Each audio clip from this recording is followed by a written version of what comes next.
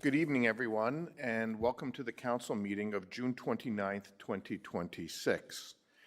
Individuals interested in participating in today's meeting were eligible to register online using the delegation registration form at www.kitchener.ca/delegation or via email at delegation@kitchener.ca.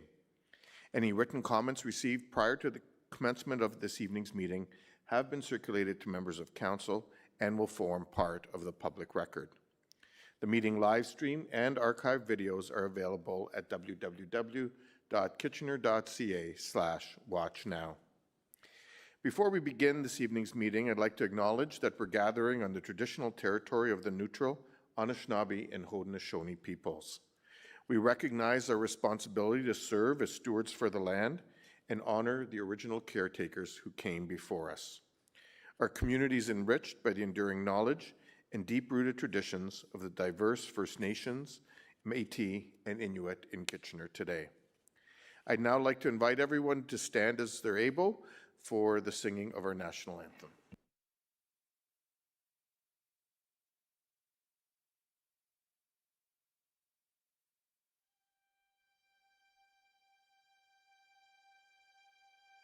Oh, Canada, our home and native land, true patriot love in all of us command. With glowing hearts we see we rise, the true north strong and free. From far and wide, oh Canada, we stand on guard for thee. God keep our land glorious and free. Oh Canada, we stand on guard for thee. Oh Canada, we stand on guard for thee.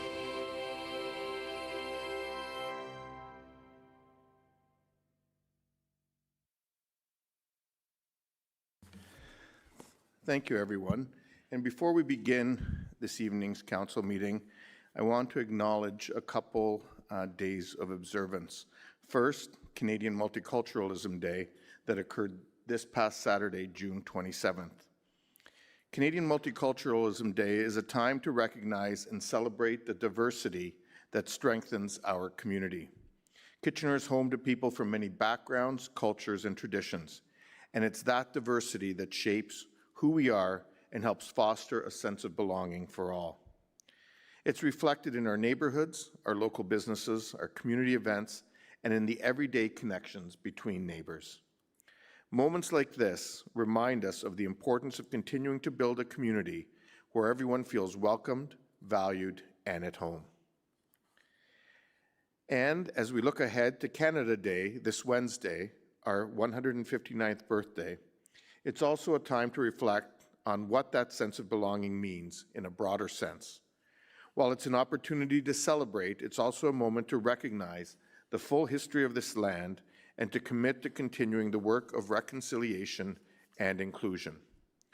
We are fortunate to live on land that has carried generations of stories, teachings, and relationships long before Canada became Canada.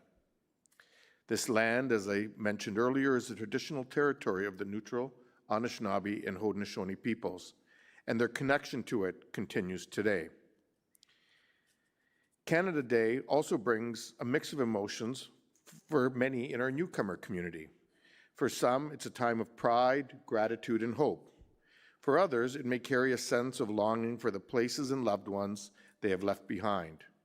It is this range of experiences that shapes who we are and continues to define our country today, both uniting us as part of the Canadian story and the Canadian multicultural mosaic.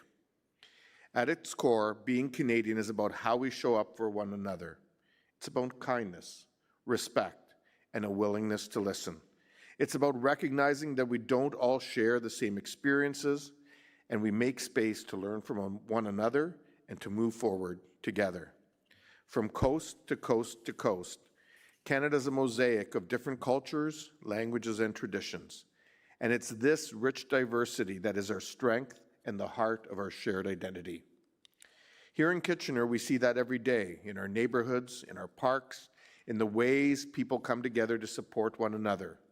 It's in the small moments, the everyday connections, and the shared sense of belonging that makes this community and this country what it is. But that sense of belonging extends beyond our city.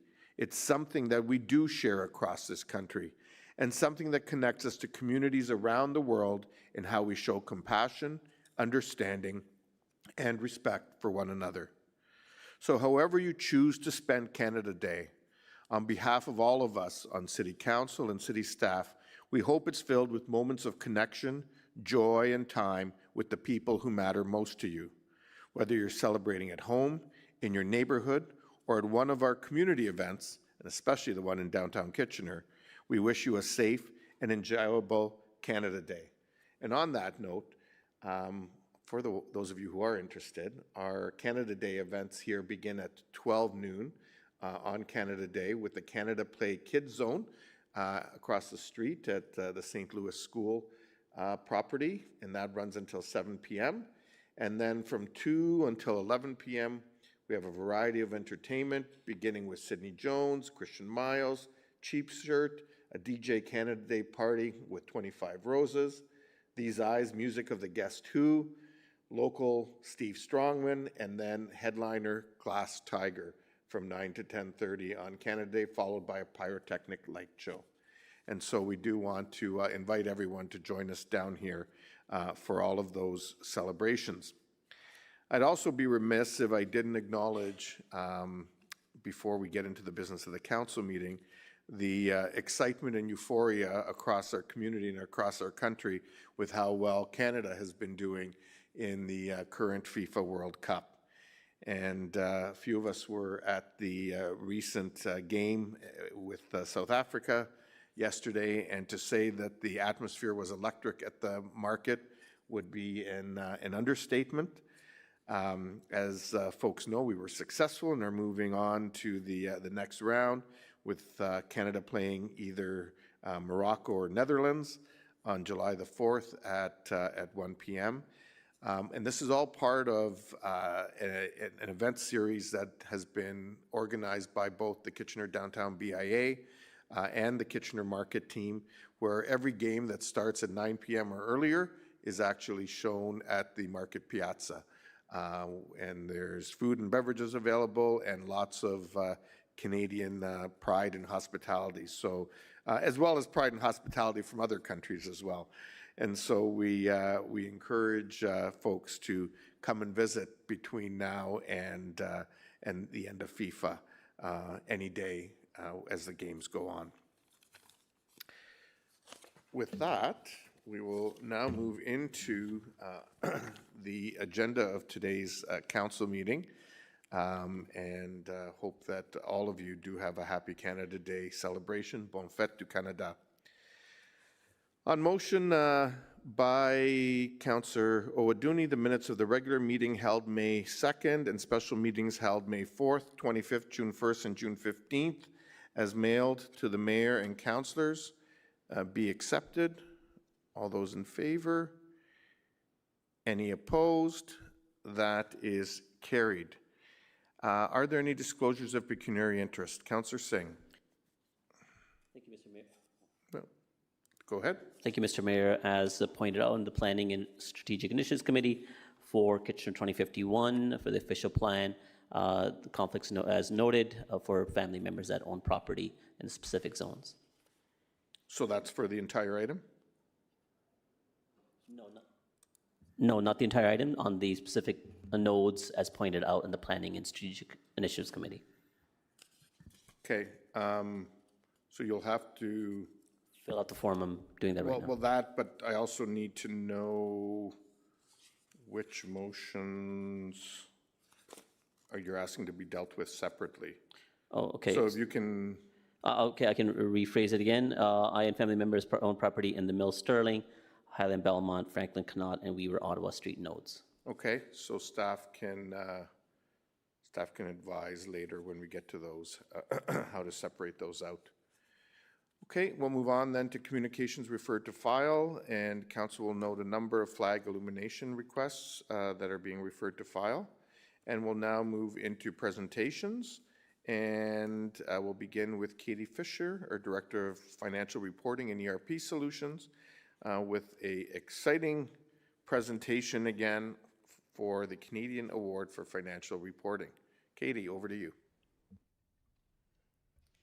Thank you, Mayor Verbanovic and members of council. It is my pleasure to share that the City of Kitchener has once again received the Canadian Award for Financial Reporting from the Government Finance Officers Association for our 2024 Annual Financial Report. This is the third year in a row that we've earned this recognition, which speaks to the consistent effort we put into transparent and clear, and that we're clear about how we manage and report on public funds. It's not just about meeting requirements, it's about making sure financial information is easy to understand and accessible for our community. This achievement reflects the hard work and expertise of our staff, along with council's ongoing commitment to financial stewardship. I want to thank the financial reporting team, including Greg here beside me, Kaljit, Bonnie, Christine, along with many others through the finance department and across the city who play a critical role in maintaining our high standards in our city's finances for our residents. And we do have the award here. If the mayor would like to come on down. Wonderful. And just before I do want to acknowledge the two of you and the entire team. As I said, this isn't the first year we've received it, which is wonderful, and I think really speaks to staff's commitment to making sure that not only do we report the information factually, but in a way that is easy to read and meaningful to our residents in our interest of transparency. So thank you for all the great work you've done.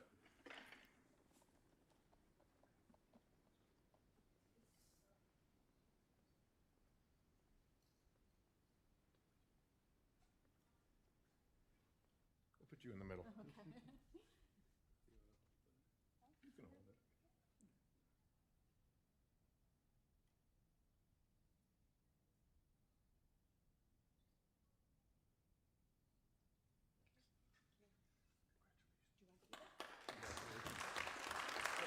Pass it around.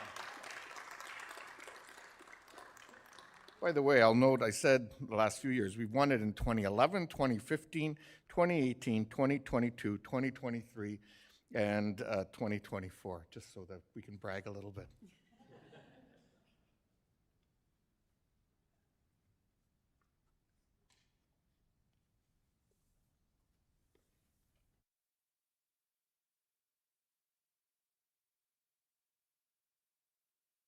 Thank you again. Next up, we have Eric LaRiviere, the Executive Director of the Center in the Square, along with Dan Carley, the Chair of the Board, to present the Center in the Square 2026 to 2031 Strategic Plan. Welcome, gentlemen. Evening, Mr. Mayor and Council. Thank you for taking the time to hear our strategic plan this evening. Before we get into the details of the strategic plan, I'd like to take a moment to explain why this plan matters and how it's come together. For more than 40 years, the Center in the Square has been a cornerstone of arts and culture in our community. It has brought people together through unforgettable live experiences and has become an important part of Kitchener's cultural identity. But the environment around us is changing rapidly. Audiences have new expectations. Digital engagement is reshaping how people discover entertainment. Financial pressures continue to grow, and our community is becoming more diverse. To remain relevant and sustainable, we knew we needed a clear roadmap for the future, one that builds on our strengths while positioning Center in the Square for the next generation. The plan wasn't developed in isolation. It is grounded in extensive research and broad community engagement. We spoke with staff, the board, artists, promoters, community organizers, sponsors, tourism partners, patrons, and members of the public. We also conducted stakeholder interviews, focus groups, audience surveys, industry benchmarking, and environmental scans to make sure the strategy reflects both the realities within our organization and the expectations of the community we serve. My vision as board chair was to return the Center in the Square to the crown jewel of performing arts in Kitchener. The result is this strategic plan that is informed, ambitious, and community-driven. With that foundation in place, I'd like to invite Eric Lariviere to walk you through the strategic priorities that will guide the Center in the Square over the next 5 years. Thank you, Dan. Good evening, everyone. Happy to present this strategic plan to Council tonight. This strategy is a pathway to give the City of Kitchener Center in the Square a world-class organization, programs with a sustainable business model. One of the major shifts of the plan is the way we position Center in the Square for the future. More than a cultural venue, we are a leading destination for live experiences, giving a new perspective of the intersection between the place and the people. A gathering space for welcoming, safe, and inspiring live experiences. So just to get started, just a few insights from some of the findings that we've done, and evidently very detailed, but at this point we're going to go just on a summary report. So Ipsos that we work with surveys for which all respondents have either never been at the center or haven't been in over 2 years. That survey surfaced the incredible opportunity of an untapped market. Okay. I guess the clicker doesn't work anymore. But, all right. Some key findings also, we worked with the firm Optimus, the consulting firm engaged for the mandate, conducted various interviews to stakeholders. Some key findings from the SWOT analysis showcase the appreciation for the high-level delivery of live experiences and the perception at the same time of limited inclusivity and accessibility. Other insights reflect the incredible care and meaningful emotional connection to Center in the Square and how people perceive us in regard to our role, future direction, and guiding principles. A quick snapshot at the visitors' economy data sets defines a GDP impact of 5.8 million and how we actually already support and align with the City Do economic development strategy. The plan redefines our vision, mission, and values. The strategy is propulsed through 5 key pillars. Number 1, to deliver high-impact live experiences, a destination for bold, compelling, and commercially successful programs, including more diverse, expanded programs that also go above and beyond the region. Champion sustainable growth and stewardship, building a financially resilient and accountable organization with a diversified revenue strategy and the building of a fundraising infrastructure. Number 2, redefining our brand, elevating who we are and what we stand for. Number 4, inspire audiences and community, deepening connection and expanding access and community engagement. And finally, number 5, elevate our people and operation, strengthening the organization from within. So ultimately, 5 pillars: high impact, sustainability, branding, audiences, community, and people. So at this point, what do we aspire? What's the summary of what will be delivered? Well, we're going to become a leading destination for live experiences, drive economic growth, expand the audience and reach, deliver a robust business model, strengthening our financial position, deepen the community impact, and play a central role in the region's creative industries' future. So this is the strategic plan, and Council, if there's any questions, we're here to answer your questions. Thank you very much. Thank you very much, Dan and Eric.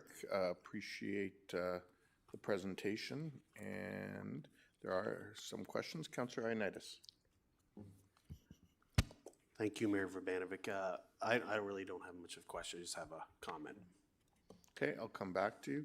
Councillor Deneau. Thank you, Mr. Mayor, and thanks, gentlemen, for coming in tonight.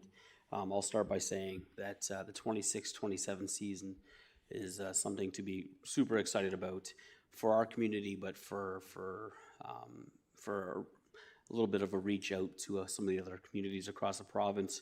And so my question is, you know, with some really good shows planned for this year, what is the marketing plan?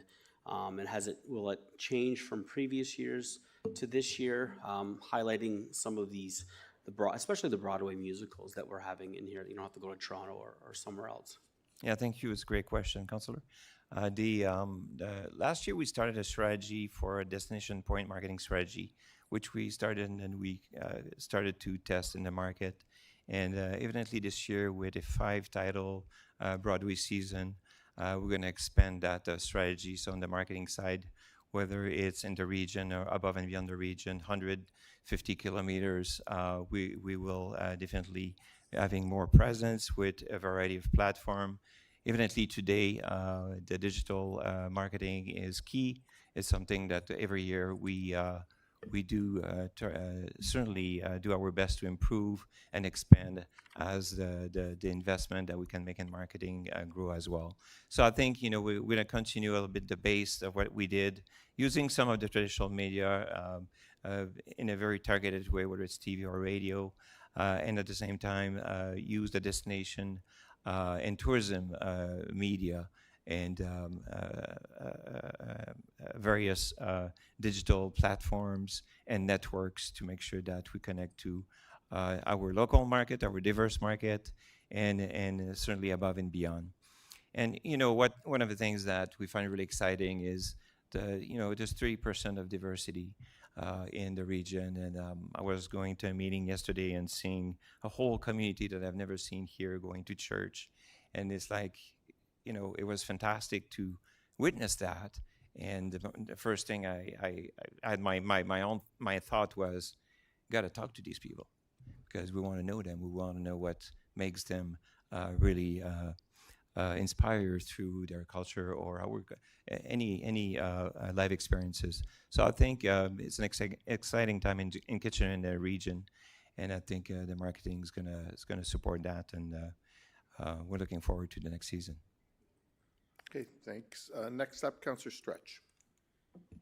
Thank you, Mayor. My question is around your audiences and how intentional are you about attracting different diasporas of people as audience members, and including ages, so young to old?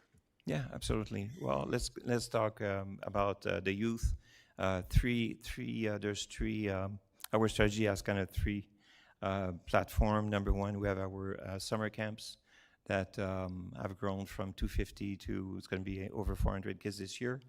Number two, we have our school programs, which have welcomed over 20,000 students last year, and we're expanding to I think about 15 performances this year.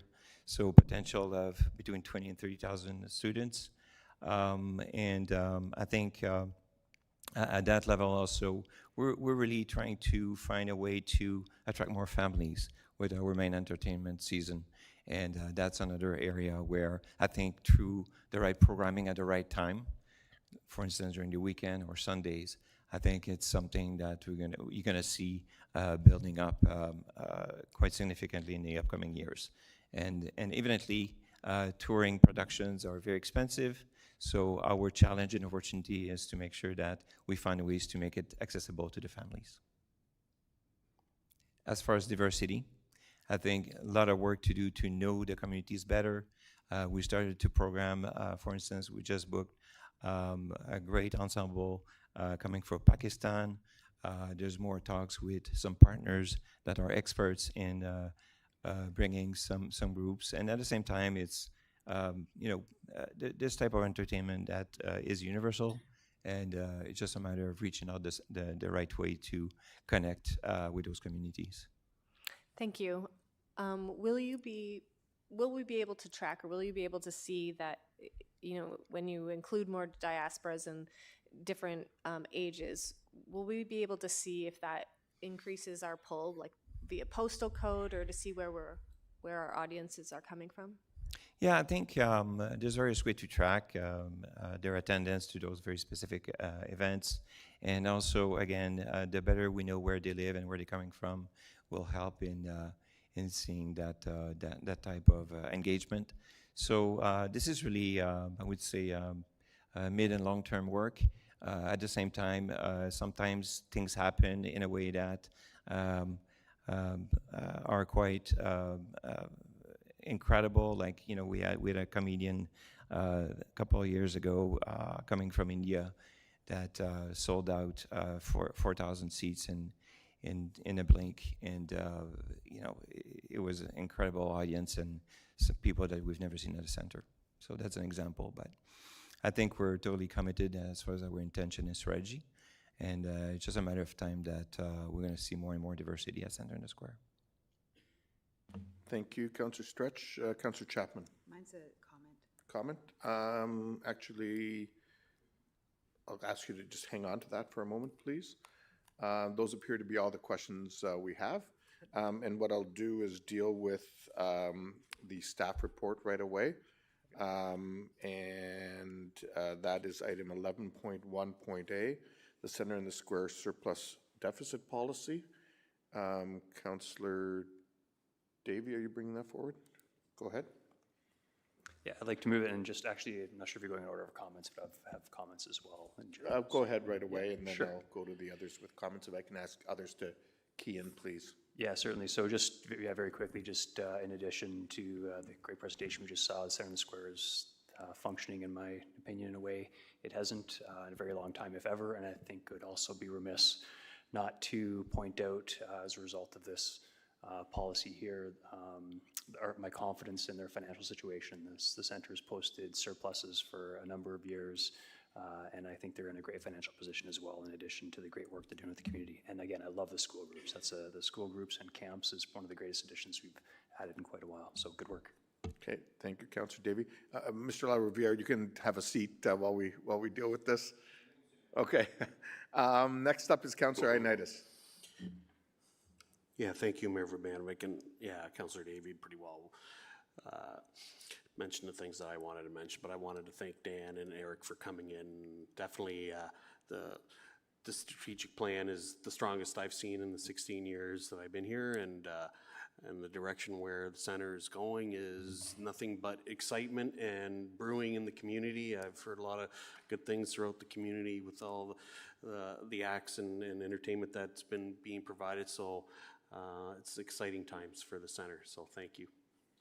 Councillor Chapman. Thank you. I just want to say I'm so happy to see the symphony back at the center. So I'm sure you worked with them to make that happen, so thank you. Councillor Singh.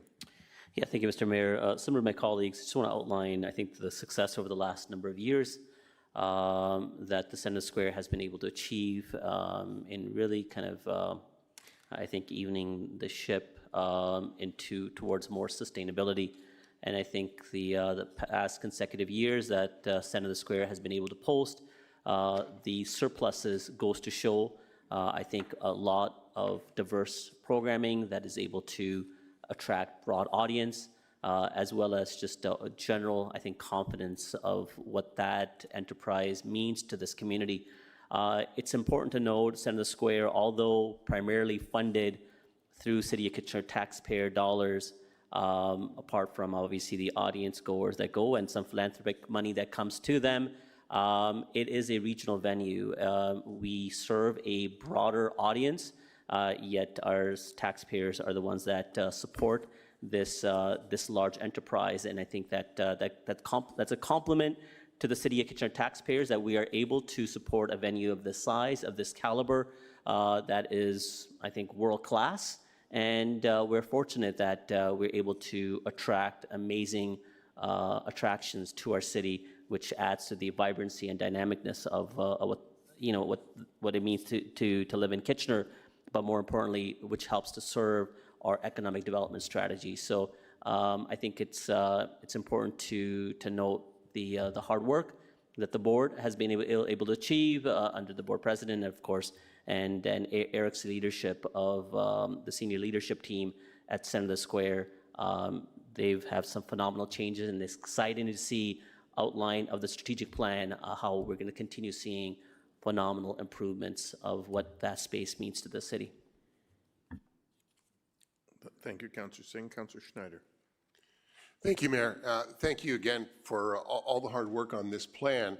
I attended the 2026-27 season kickoff, and it really showed the diversity and the quality of the shows that are coming to the center and the square. And I think they're really, you hear this phrase, there's something for everybody. Well, this truly is a season where there will be something for everybody. And there'll be that great ability to connect between artist and audience. And it's just such a great space, and you're animating it and filling it so beautifully.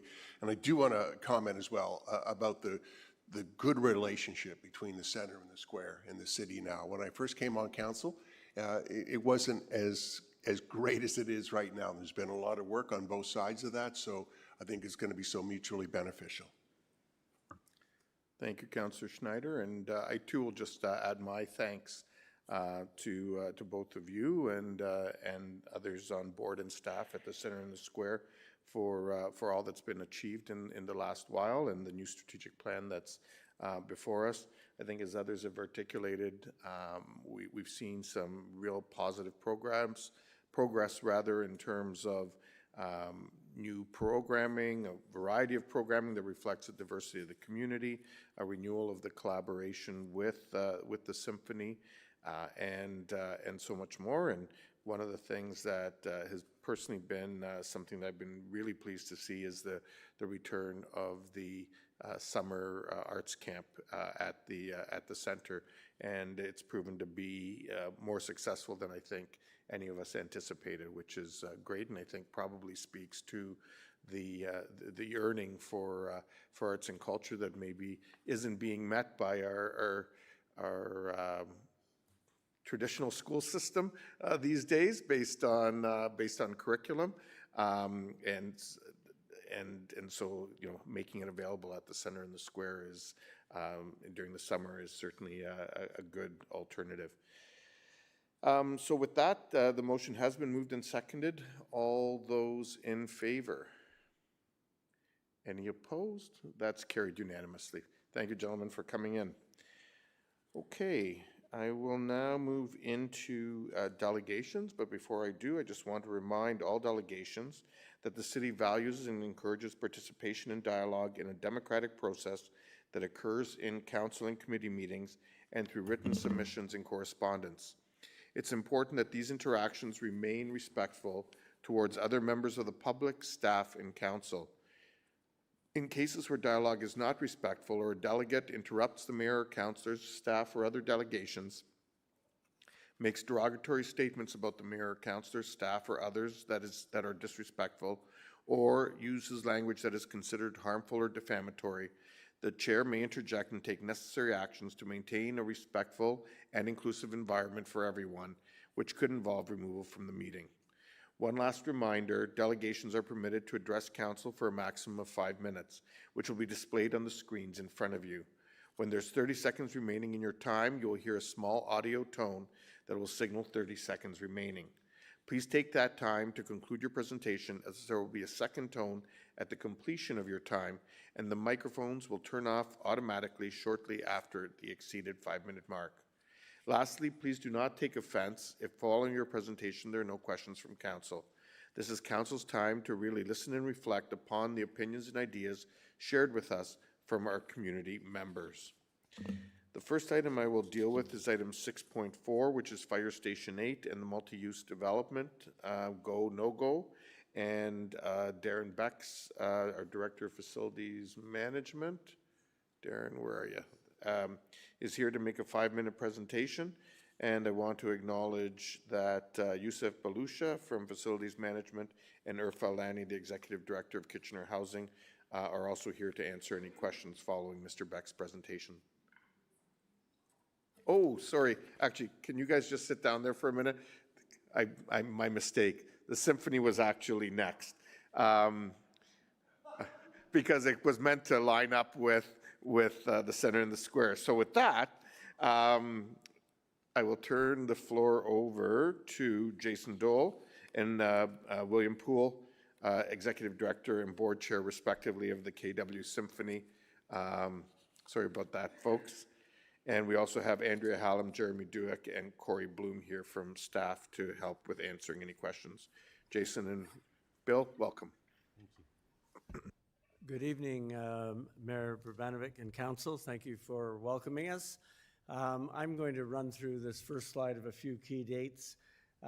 So the day that we all have in our a black day in our heart was September 21, 2023, when bankruptcy was declared, and 52 musicians and I'm not sure 14 or so full-time staff all lost their jobs. So it was a catastrophe, and we were all in disbelief. Following that, the musicians really made it their business not to let the orchestra disappear.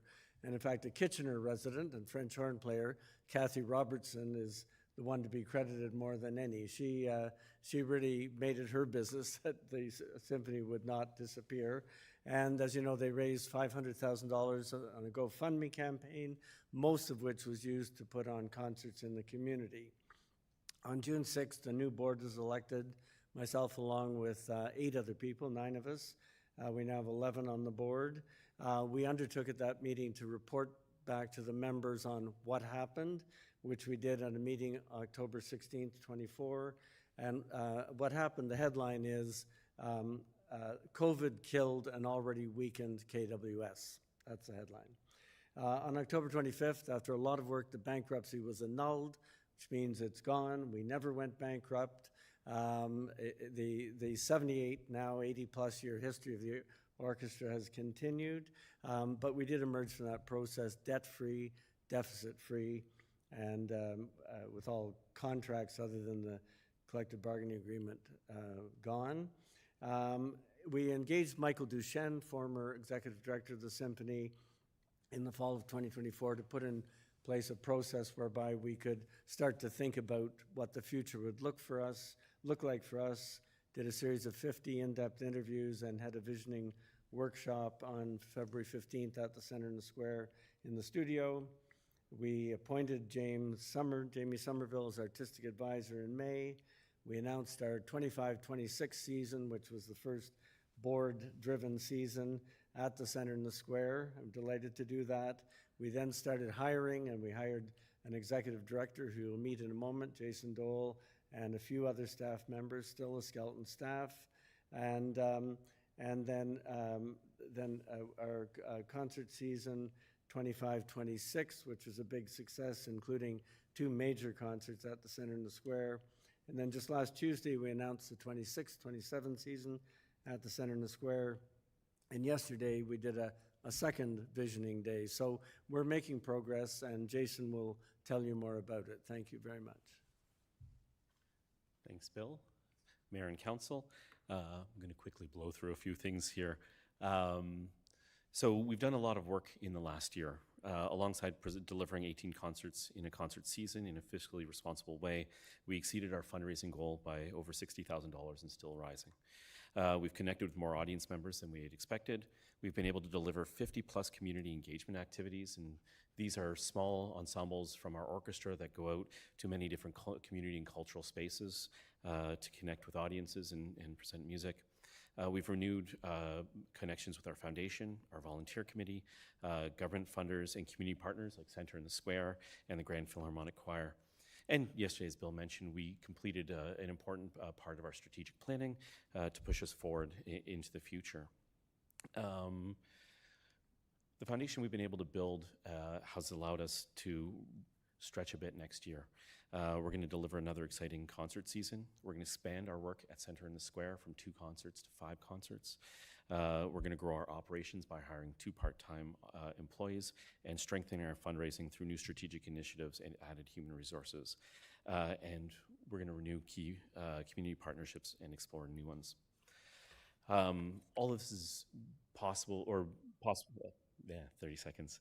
All of this is done in a context of building almost from scratch. So there's been a lot of stuff that has emerged over the last year. So why fund us? we've discovered that there is the need there. People want the orchestra back. They're connected to it. It's a meaning part of the cultural imagination of this region. We've built a solid foundation to work from, and we're continuing to build and making sure that's strong and sustainable and well into the future. It will give stability. I should stop there. You can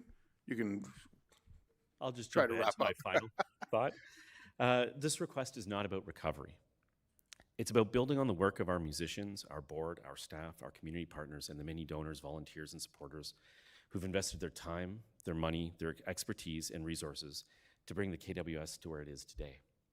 Today, we're asking the City of Kitchener to join those partners by investing in the next chapter of this organization. Thank you for your ears and your time. Wonderful. Thank you very much. We do have some questions for the two of you. Councillor Schneider. Thank you, Mayor. Thank you so much for coming in for this presentation. I think you know that as a council and as a community, we really appreciate our symphony orchestra, and we know the benefit it brings to the community. What gives you the most hope for a successful future for the symphony? So much. I often go back to this moment during my second interview where I was presented with the budget and the plan for the season. And I looked at some of the things, and I didn't think it was possible. I'm not from this region. And what I've seen over the last 8.5, 9 months is people show up continually, people be invested. The fundraising goal, I was skeptical, but we've blown through it, and people are doubling down in the same season on donations they've already given. So it's not about their donation receipt. It's about their investment in the thing that they've been part of and that's touched them for so long. So it's that connection and this, how much this organization, this one particular organization occupies the cultural imagination of the region is exciting and inspiring and a huge responsibility. And so this is the thing that gives me a lot of hope. You know, the board of directors is one of the most skilled board of directors I've seen. You know, there's a lot of talent there. They're making a lot of great decisions. They're thinking about things deeply. The community partners have come back because they wanted to, right? No one's bending their arms, you know. It's just a lot of excitement. The other day, I was in a cafe and someone asked me, you know, hey, what do you do? I said, I'm the executive director of the Kitchener-Waterloo Symphony. They shook my head and they said, thank you. And I've never had that at a job. So that's what gives me hope. You know, that's fantastic. Okay, thank you. And also that I feel confident in my ability and our team's ability to keep things financially responsible. Just a minor secondary point. Yeah. Thank you, Councillor Schneider. Councillor Chapman. Yeah, thank you, and thank you for coming in. I just had a couple questions. How do you plan to attract young people to the symphony? So this is a big challenge with classical music in general. The answer is we're still building. So things like marketing strategies and community engagement are still things we're working on. So the learning in community engagement stream of what we do is, like I said, did 50 plus activities. And this was while within our organization, still a pretty grassroots initiative. Ian Whitman, our principal bass player and community engagement coordinator, and I are working on renewing the partnerships from the past in school systems and other places where kids are. We're working with Center and Square on their family events and the school events, family events, sorry. And these are just the initial steps as we make a formalized strategy to look at how we engage with youth of all ages to see how we can be meaningful and inspiring to their cultural life in that way from an early age, so that we can be part of their life. Great. My other question had to do with the ticket sales for the 2026-2027 season. Yeah. I know they're already up and available. How are the sales going? Are you able to give numbers at this point? Or? So we launched our season in June 23rd, our 26-27 season, June 23rd, so a week and a bit out. And then part of our season was launched with the Center and the Square season that launched. And they're going really well. for like super early days. Yeah. We don't have a subscription program because of where we are in our building process and because we're working between 2 box offices. And so we have to think, and you know, I mentioned in the reports that I'd given to you, like where we are, like building databases for donors and ticket buyers and stuff. Like these are all strategies that still need to be in place that are foundational key things. So when I say that I think we're doing well, you know, they're not sold out yet, but it's just been a few weeks. Some of them already have more tickets sold than some of the concerts last year. So Wow. that's good news. Yeah, great. And thank you for the work you've put into reviving the symphony. Thank you. Thanks, Councillor Chapman. Councillor Davey. Thank you. Thank you for the presentation. It's nice to see you guys back.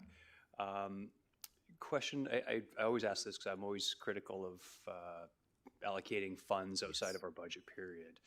So I guess my first question would be, what are your plans to use this money in the short term, and what would it look like if we were to defer this decision to the 2027 budget?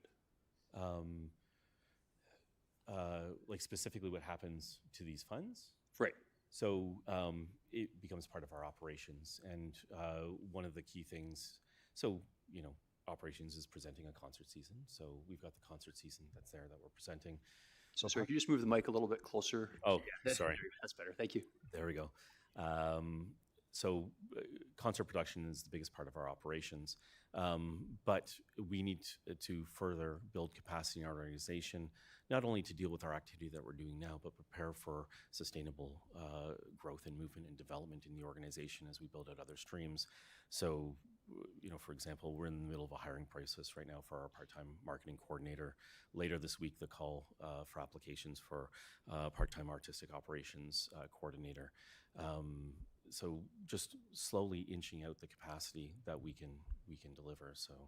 Okay, thank you. So I'm going to ask some tough questions. I mean, I really want you guys to be successful, but it's our job. No. So thank you. I appreciate these questions. They're important for people to know. Yeah. So what, like, going back to the community, for example, what would you say the response would be? The symphony was not sustainable in the past. Yeah. What's different now? What do you see that obviously you're always going to need subsidy. I get that in the field that you're in. But what changes? What would you say the larger changes you have made to ensure your sustainability? Well, one answer is I don't know what happened before I wasn't here. The members of the board are it's a completely different board. And I know that when I was hired as kind of the wet blanket candidate, where I was talking about understanding what our capacities are and operating from capacities out so that we don't overreach, right? It's one thing that happens in the broader Canadian arts context is people get excited about projects, they get rolling, and they start with that idea and then chase funding, and then those things sort of whittle somewhere. If we understand what our capacities are, what our staff can do, you know, what our audience is going to come out for, you know, how much things are realistically going to cost. If we understand these things, we can plan accordingly. And that's so when we think about things like growth and development, we can see where we've had success, where we can make, you know, educated risks in, you know, do we try this thing? And like, again, I can't speak to the past and what was done then, but, you know, thinking about how we prepare ourselves for future things. Like a lot of organizations don't think about, you know, special anniversaries until it's that year or the year before and sort of rush to put something together. Starting to think about how we're responsible about like how we look towards the future is one of the key things that we're Okay, thank you. And last question, and you may not have an answer for this, but I wanted to plant it now. Yeah. In the past, there's been talk about potentially the KW Symphony actually traveling outside of Waterloo Region to help with their sustainability. Is that something that you've considered or something that you're open to exploring? I think it's early days, right? I honestly don't know what the capacity is and what is possible, you know, for something like that. I know we can service here in Kitchener. We can go to Waterloo. We went to Guelph and Cambridge as well last year. You know, I would hope and I would imagine that we could have incredible visions where we do really wonderful things, but I don't want to speak concretely to that now at this point in the organization's history and what we're trying to build. Okay, thank you so much. No problem. Thank you, Councillor Davey. Councillor Deneau. Thank you, Mr. Mayor, and thanks, gentlemen, for coming in. I'm going to follow up with Councillor Davies, tough questions, maybe a few tough questions of my own. Lay it on. And so, is this symphony sustainable long-term without city donations? Probably not, right? Like, well, it depends on what you imagine it can be, right? There's probably a reduced version that one thing we talk about is not wanting to be a pale shadow of our former selves, right? And so possibly as a pale shadow of our former selves. But right now we're building something and we're trying to imagine a future that we can build into. So it is really important to have partners like municipal partners to come and show their confidence along with the other partners that we've reconnected with. Because it's important, it's not just the money, right? It's how the city and the region see us, and then how our other funders see us as well. So you want to have all these dominoes in place. You don't want one to fall so that they all fall, right? You want to see that everyone has confidence. But I also want to be able to prove that you should have confidence in us, right? So, that's why I think it's important. Okay. Yeah, no, and I agree, and I understand your answer. I just came on the council shortly before the bankruptcy, and so I'm super unfamiliar with the funding prior. Yeah. And so with the expectation at some point in time that the city reaches a constant donation guarantee every year. Because right now it's we may or may not decide to do this tonight, but also if for next year there's already a line item with us giving a donation. And so is the expectation long term is to, as opposed to year, be a 3 or 5 year basis of donation? The hope would be, right? Providing, multi-year operational funding for an organization like this enables us to do so much more, right? Enables us to be able to think a couple years out, because when we look at other granting bodies like the Canada Art Council for the Arts, we're thinking 3 and 5 years out as we report to them. And so, that helps us in thinking about all the things we do across the board. So that would be the hope and the expectation, yeah. Okay. All right, thank you very much. Thank you so much. Okay, those appear to be all of the questions. I just want to thank the two of you for coming in as well this evening, and for the work that's been done. And as I think we've heard people reference before, and what your inaugural concert was, a resurrection concert, and it's almost like a phoenix rising out of the ashes. And so do want to really thank you for all the work that's been done to get at this point, and very excited about the future that lies ahead for the symphony. So thank you to both of you and the entire team.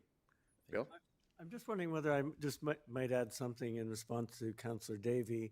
The board, of which I have the great pleasure of being the chair, there are 2 board members with me tonight. We have absolutely resolved that we will not go down the deficit route. We will not be incurring deficits. We'll do less. We'll cut our coat according to our cloth, working with Jason, with funding partners. We will not go down that road again. Absolutely not. Okay, thank you. Thank you for those added comments, Bill. Okay, we will now go to questions of staff. Councillor Chapman? Go ahead. Yeah, I'm happy to move this when the time's. Okay, I will come back to you for that. Questions of staff now, if there are any. Councillor Stretch. Thank you. My question is around this model of funding. And so my understanding, it's similar. It's not the same amount as what we put forward with the museum, but is it a similar funding model where there's a need to report back? Ms. Hallam? Through the chair, yes, we'd be looking at offering a conditional funding agreement with reporting structures in place, options to work more closely with the board and the symphony executive, and then looking at tying funding, ongoing funding to earned revenue. So, and that is a model that we have used in the past with other organizations. Yeah, go ahead, Councillor Stretch. I just have a comment. I will come back to you once Councillor Chapman's motion's on the floor. Councillor Singh. Yeah, just further to Councillor Stretch's question, it's great that we're going to tie this towards, I guess, the overall financial performance, but are we looking at other metrics as well as to like the engagement, community engagement, as well as how much participation as to attendance? Ms. Hallam? Through the chair, yes, we can look at different KPIs, attendance, donor base, membership, ongoing community programming, things that tie the value of the symphony through tickets that are purchased or attendance or investment from the community. So like KPIs really focused towards overall sustainability? Yes. Okay, excellent, thank you. Thank you, Councillor Chapman. Then you want to? Yeah, I'd just like to move that item 6.1 be approved. I think the symphony's done a great job, and I like the measured approach. I was at the launch event the other night, and it was very inspiring. So, thank you. Wonderful. Is there a seconder for that? Councillor Stretch, thank you. Go ahead, Councillor Stretch. Yeah, I'm really excited to join the community in supporting the symphony in this next step. I, too, have had the privilege of going to the opening. I went to a concert recently at Willowbald, a small brass quartet event from the symphony, and have just been really impressed with not only your board, I also attended your AGM, and have been really impressed with the steps forward you've made in listening to the community and offering a really diverse and a new take on what the symphony can do and present to the community. So I'm really excited for you, and I'm really happy to support. Thank you, Councillor Davey. Yes, thank you. Yeah, I obviously I had some concerns, and I do think, Mr. Dewell, you answered some tough questions quite well, and Mr. Poole, I like that you chimed in at the end there. That helped sort of seal the decision for me. In addition to the strings that are written down, I guess, yeah, the only thing I would say of my concern going forward is the ambition that the symphony has now. It's good to be ambitious, but my fear is if there's any intent out there to return specifically to how they were, or to grow too quickly, right? It's, this new symphony needs to be more cautious and nimble to ensure that sustainability, in my opinion, and that's what I'll be looking for when we look to more sustainable funding. But all I can say is that I wish you guys all the best. You do provide a very valuable, you're a very valuable resource to the community. People have a high respect for what the symphony does, and it's very much needed. And all I can do is wish you all the best, and I look forward to the discussion if I happen to be here when this comes back next year. Thank you. Councillor Singh. Thank you, Mr. Mayor. I shared the same concern as my colleague of, ensuring the long-term sustainability. I think those were very apt words, but used by Mayor Vovanovich when he said the symphony is really like the Phoenix Rising. It's heartening to see that you guys are running a surplus over this last season, and the endeavor will be to not run any deficits. That goes to show that the fiscal prudence is foremost in mind to ensure the long-term viability of the symphony and not the return of what sometimes, in some cases, were maybe the mistakes of the past of building too large or being too top-heavy. So the focus on sustainability, the focus on running a surplus, and at the same time, it was heartening to hear, again, the cross approach of connecting back in the community and broadening the audience group.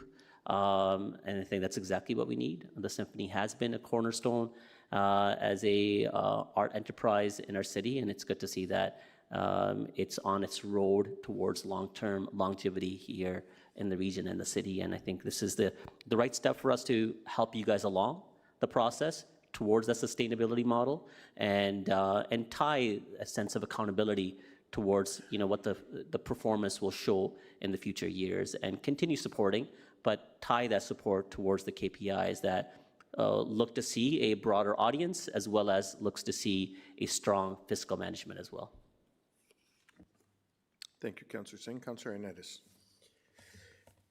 Yeah, thank you, Mayor Urbanovic. I don't really want to say any further much about what my fellow colleagues mentioned. I think you got the message that we're hoping to see an organization moving forward lean and nimble and giving out great performances. So I think in this day and age, it's rather difficult to give support to organizations when there's a lot of challenges out there that can imitate, such as technology, that can just imitate some of the things that we do artistically, and the symphony is that one aspect where it's complete raw, all talent, and it's something that we should, as a community, look forward to seeing the growth and the rejuvenation, and give you that opportunity. And again, the performances that it's tied to with the funding is something that, that benefits, I think, all parties. So yeah, we look forward to seeing you have more success. So thank you. Councillor Schneider. Thank you, Mayor. Thank you. This is an encouraging night tonight, hearing about your plans and your vision and your commitment to solid business practices. To me, I see that you're focused on the importance of delivering a great musical experience and a great cultural impact on our community. And you can only do that with the strong leadership that you have now. So I wish you the very, very best. Okay, I'll just make a few comments myself. I again just want to thank you and the board and the symphony for all of the work that's been done to get us to this point. I think it's important to remember that the symphony is a critical piece of our cultural infrastructure, just as important as the physical infrastructure of this city, whether we're talking about a building like the Center in the Square as part of its physical infrastructure, or the water and sewer pipes that run through our city. It's a vital asset that really supports economic growth, civic identity, as well as a sense of community belonging. When I often think about one of the first things that we get asked about by areas, companies that are looking to invest in this area, or doctors that are looking to relocate here, is they ask about our arts and culture scene. They ask about the symphony and so on. And so we know it's important for boosting local business, attracting investment, and also helping support and encourage creative jobs in the area. From a civic identity point of view, it certainly, the KW Symphony has, over the years, despite the little blip that happened there, has put this city and this region on the map. It has allowed us to retain local talent from an arts and culture point of view, and ensure that we continue to focus on young people and music education, and that we have the people in the community that can actually teach our young people how to play these instruments. And lastly, it does help create a sense of community belonging. Classical and orchestral music often transcends language barriers and provides an opportunity for people from different cultures, from different backgrounds, to come together in places like the Center in the Square, or churches, or other facilities, often third places that are safe for people to gather and reduce urban isolation and build civic pride and that sense of belonging. And I think you've done a really good job in trying to nurture this rebuilding, and I'm excited about what the future holds. And hopefully we'll continue to see the success story continue to thrive for many years going forward. So with that, it has been moved and seconded. All those in favor? Any opposed? That's carried, and that was moved by Councillor Chapman, seconded by Councillor Stretch.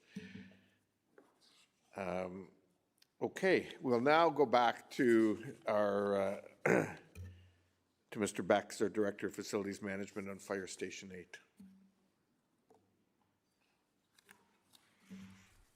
Welcome, Darren, and thanks. Sorry about that confusion. Oh, no problem.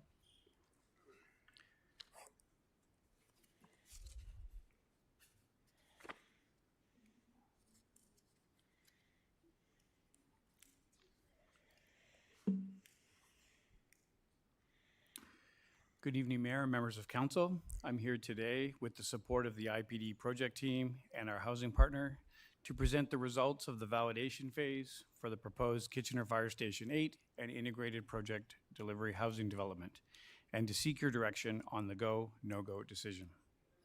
At a high level, this project brings together emergency services, housing, and community space on one strategically located downtown site. This is an integrated development that includes a new fire station, 281 mixed-income rental units, a public community spaces. Today's decision is supported by a conditional validation report, a confirmed base target cost, and a clear contingency framework tied to the housing funding. Downtown growth is placing increasing pressure on emergency services, and fire's current stations are operating at or beyond capacity for core area calls. Fire Station 8 will improve response times, strengthen operational readiness, and reduce operational pressure across stations. And importantly, the location at 450-470 King Street East has been confirmed as the most effective site through a previously completed detailed analysis. What makes this project stand out is its integration and how the project team has maximized available land. The project is designed as an integrated civic and community development. On the east side of the site is a two-story, two-bay fire station designed for 24-hour day, 7-day-a-week operations. The project also includes approximately 275 square meters of indoor community space and approximately 350 square meters of publicly accessible outdoor space. Accessibility and sustainability are key features, including Rick Hansen Foundation Accessibility Certificate Gold targeted for the housing, and NECB Tier 2 housing performance and net zero carbon design for the fire station. The integrated project delivery approach allows us to maximize a constrained urban site, create shared infrastructure efficiencies, and deliver facilities that have considered both sustainability and accessibility. The validated base target cost is $148.8 million. The city's contribution to Fire Station 8 is currently estimated at $16.1 million. Should the housing portion proceed at the same time, we would benefit from shared procurement and construction efficiencies. If it does not, the city would incur up to $5 million in additional costs. How the site is built out and when we build do have material impacts on the timing and the costs. It is critical to note that the fire station funding, including any additional costs related to a standalone build, carry no impact to the tax base. The base schedule includes early works commencing in late 2026, construction starting in Q2 of 2027, and fire station having operation in Q3 of 2028. Because the housing component depends on federal funding, we've built in two clear contingencies. If funding is not secured by end of 2026, the housing portion will be paused. If funding is delayed, we will adjust sequencing. This ensures that we can manage risk while preserving flexibility. Beyond the technical details, this project addresses three critical priorities: public safety in a growing downtown, housing supply and affordability, and provides for complete community build with accessible public spaces. The team has approached this project as a coordinated solution, not separate investments. Staff are recommending today that Council support conditional acceptance of the validation report, approving the base target cost and contingency framework, and authorizing staff to proceed with completion of the necessary agreements. And I'm happy to take any questions you may have. Okay, thank you very much, Councillor Hernandez. Thank you, Mayor Urbanovic, and thanks, Darren, for coming in. I guess my question would be with regards to what's, and maybe the chief may be able to answer this, what's the square footage of the fire station that we're building? That's a very. 1,100 square meters. 1,100 square meters? Okay. Which is about 11,000 square feet for those who aren't familiar with that, give or take. Which is a what? About 11,000 square feet, roughly. Okay. Yeah, okay, so can you break down why it'll cost a little bit more if it's standalone, if we don't do the affordable housing portion? Yep. Through the chair. Construction efficiencies largely, so the ability to mobilize a larger crew, to build in sequence, to maximize the site. If we're building just the 11,000 square meters and not provisioning for the majority of the build, which is the housing project, remobilizing, staging when the housing project comes on has an additional cost. Okay, so it's critical for the city too to receive funding from other orders of government so that we also see efficiencies. Through the chair, correct. Okay, thank you. When the timing's appropriate, Mayor Urbanic, I'm prepared to move the recommendation. Okay, well, there's nobody else in the queue, so now sounds like as good of a time as any, Councillor Ioannidis. Thank you, Mr. Becks. Thank you. And everyone else, Kitchener Housing and Facilities Management and the consultant and the entire team. Thanks all for being here. Councillor Ioannidis, over to you. So you're looking for comments from me? No, so you're moving the motion? Yeah. Do I have a seconder? Councillor Deneau, thank you. Oh, okay. Are you okay if I make that Councillor Stretch do it since it's her ward? Okay, Councillor Stretch is seconder. Thank you, Councillor Deneau, for being so gracious. Truly a gentleman. Okay, now over to you, Councillor Ioannidis, for your comments. Yeah, again, I'm happy to see this here, and the community in itself. We keep focusing it's not only just on the housing component, but we're also getting a fire station, which is critical for the safety of our residents, and to keep us within that time frame to make sure our residents are secure and safe during emergency services. So everything about this project, in my opinion, crosses and checks every box. I'm just excited. I just hope the other levels of government can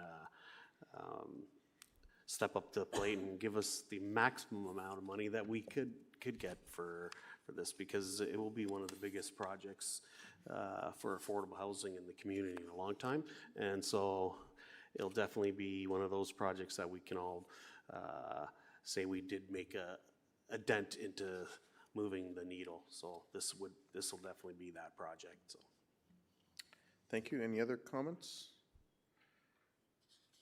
If not, I will just add my own. I just want to thank everyone for the work that's been done in getting this together. I know it hasn't been easy. It's very different than our project, for example, of the Cowan Recreation Center at RBJ Schlegel Park. It's because of all the complicating factors in trying to make it happen. You have a fire department, you have a housing partner, you have federal funding partners that in the midst of everything also went and, kind of split up into two new entities in terms of CMHC and now the name's escaping me. Build Canada Homes, thank you. And so all of that has made this work more complicated in terms of trying to move things forward.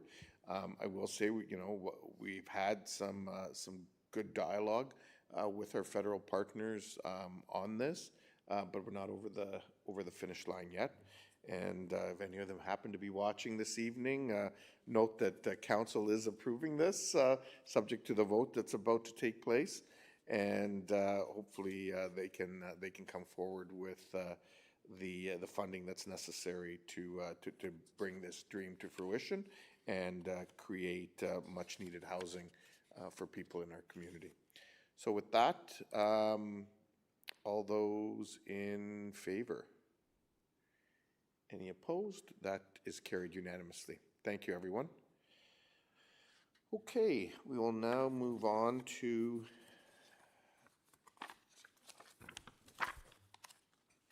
item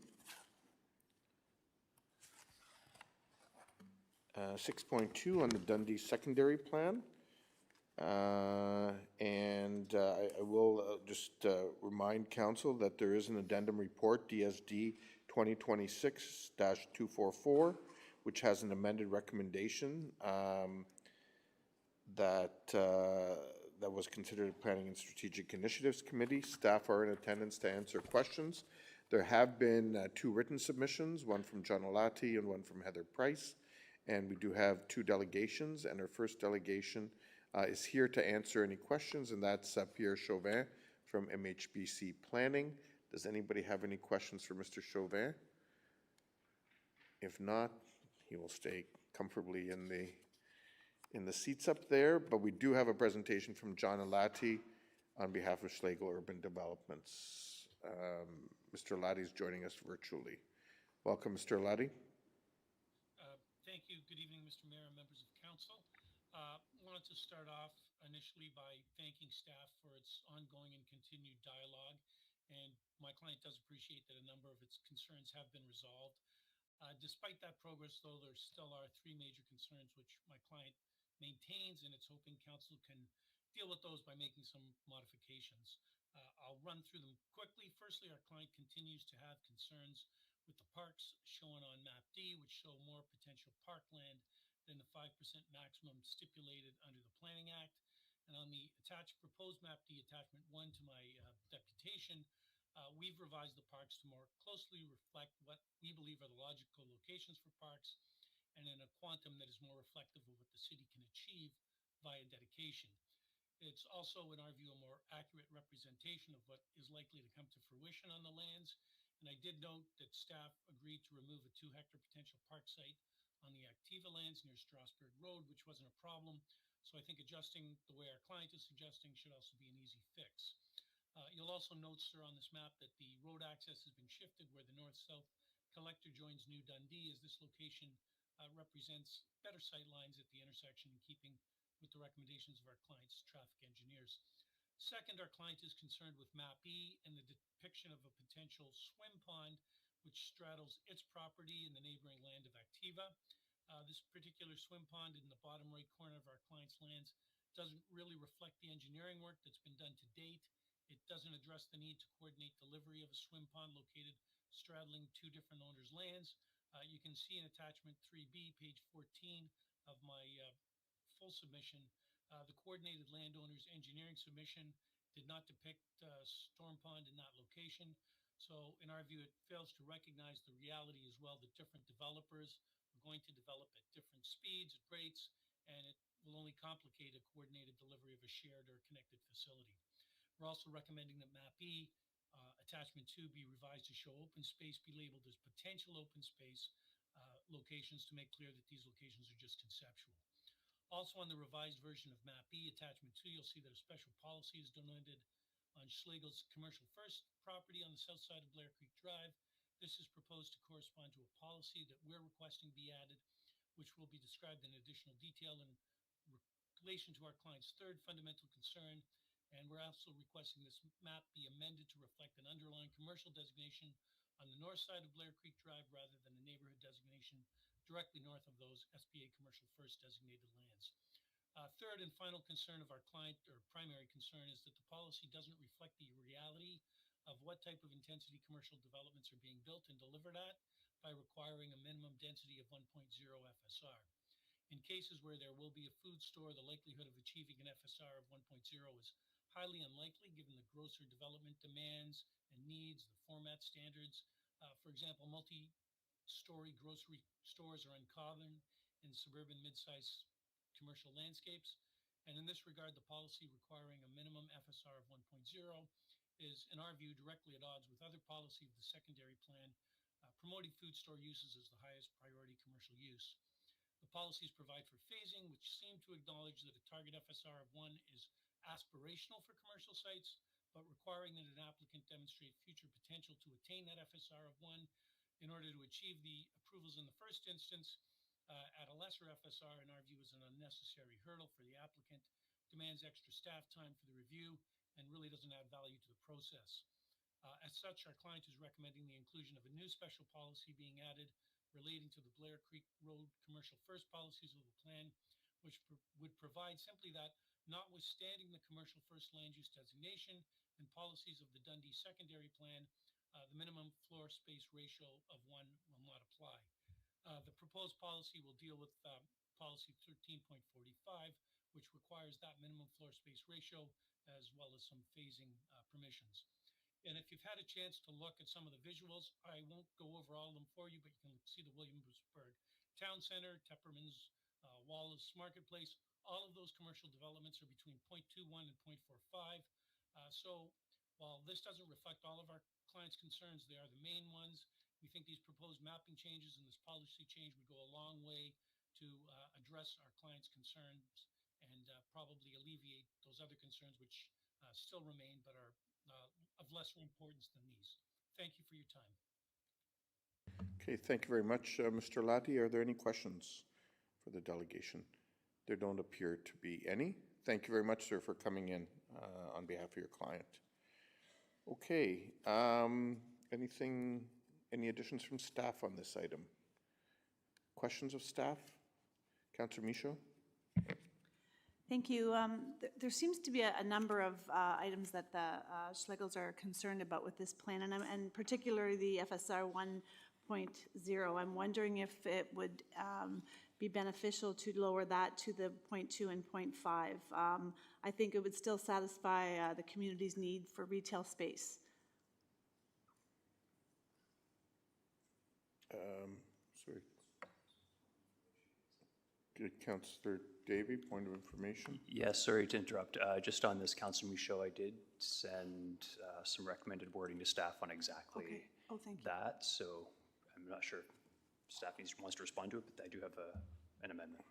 Thanks. Okay, does staff want to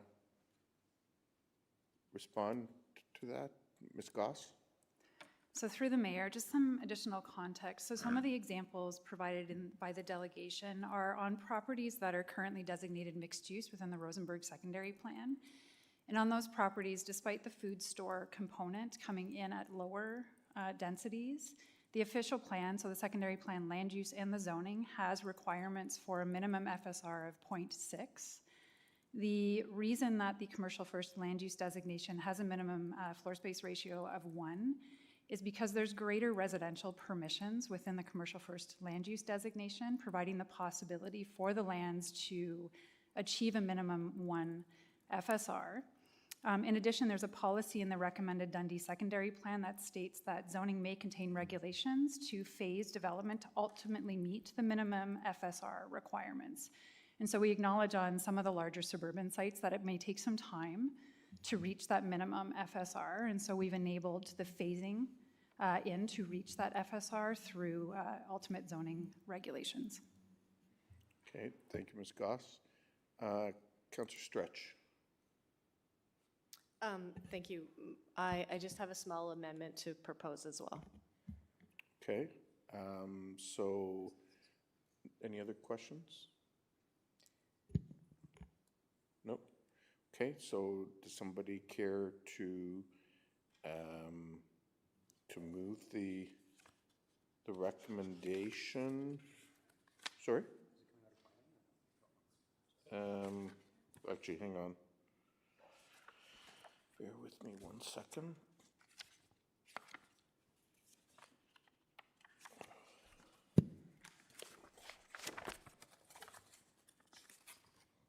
So this is coming out of planning.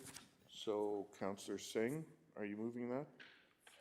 Sure, I can move that. As moved by myself and seconded by Councillor Chapman, arising from planning. Okay, and that's the original and the addendum just the addendum recommendation? Thank you, Madam Clerk. Is that correct, Councillor Singh? The addendum, but I think Councillor Michaud has outlined that she had some amendments. Well, that would be after the moving it up.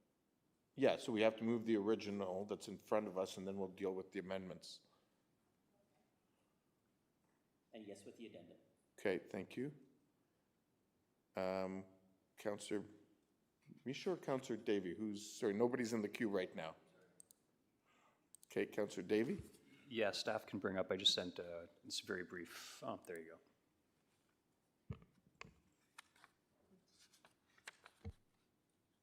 Okay. Is there a seconder for the amendment? Seconded by Councillor Michaud, thank you. Any discussion? Okay, I'll deal with the amendment first then. All those in favor of the amendment? Any opposed? That is carried. And now I'll deal with, is there any other amendments? No, that's, yes, Councillor Stretch, key in, please. Go ahead. Thank you. This amendment comes after, up after working with staff and community members, and actually have a very similar amendment perhaps being proposed for the OP, and this came out of staff wanting there to be some consistency. So this is what has been already approved by the province, and it's what appeared in the ROP. And so it's taking the same language and making that consistent for both plans. So the only really differences here that you can see for item number 1, 5.6, are the bolded items. So it moves from 2 hectares to 1, and it adds just some different housing options. Okay, and you've discussed this with staff and Yes, it's, the property owners, or? I've discussed this with staff, not so much the property owners, but the step, what I believe staff, and they can speak to it more so, is that the changes made are not significant enough to change too much of the overall plan, but does make it consistent between our OP and the Dundee secondary plan. Okay, does staff want to provide any additional context? I guess if we pass it. Ms. Goss? So through the mayor, this is an existing policy that's in the 2014 official plan. It speaks to a requirement for properties that are larger than 2 hectares to ensure that there's a range and mix of housing types. So on larger sites, it's not just full of single detached dwellings. In the region's official plan, through the provincial approval of ROPA 6, that policy in the region's official plan was changed to change the threshold requirement of property size from 2 hectares to 1 hectare, and also include a broader range of uses, including townhouses. And so my understanding of the motion on the floor is to maintain the ROPA 6 policy rather than the 2014 official plan policy, and have that policy be carried through the Dundee secondary plan through this motion at this time. Okay. I guess my only question again would be, I mean, has there been any dialogue with the affected property owners ahead of time? Like, is this motion coming out of the blue, or there's been dialogue? Ms. Goss? So through the mayor, this matter was raised through delegations on the Kitchener 2051 official plan item at the June 1st Planning and Strategic Initiatives Committee statutory public meeting. It's a policy that appears in the new official plan and is a duplicate policy in the Dundee secondary plan. It is my understanding that there may be a motion tabled as part of a later item on the agenda to this same policy, and for consistency, staff had suggested that the change happen through both documents. Okay. Councillor Singh. Yeah, sorry, I don't think that necessarily answered the specific question regarding the engagement I know that there was a delegation made, but was the delegation the specific affected property owners?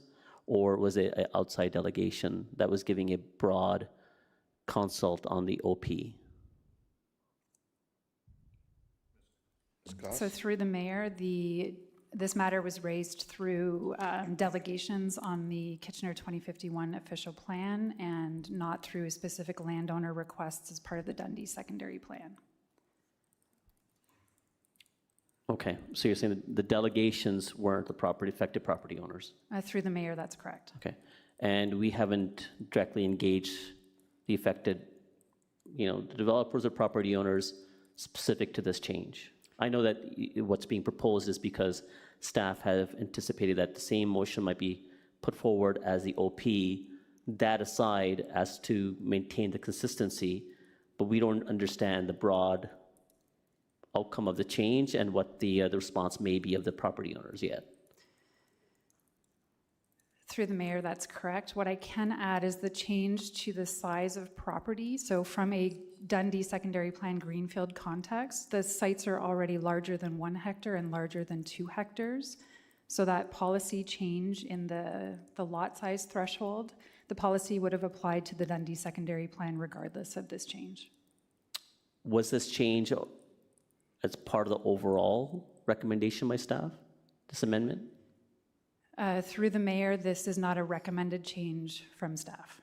Okay, that's what I wanted to understand. Thank you. Councillor Michaud? Sorry, I'd just like some clarification here. I spoke with the client with the new Dundee property. In this conversation, this piece never came up, so I'm a little confused on where this is landing here. If it wasn't in the plan, or is it in there and they have no concern? I mean, I have no dialogue with them, and if I'm not sure of this, I may request a deferral on this.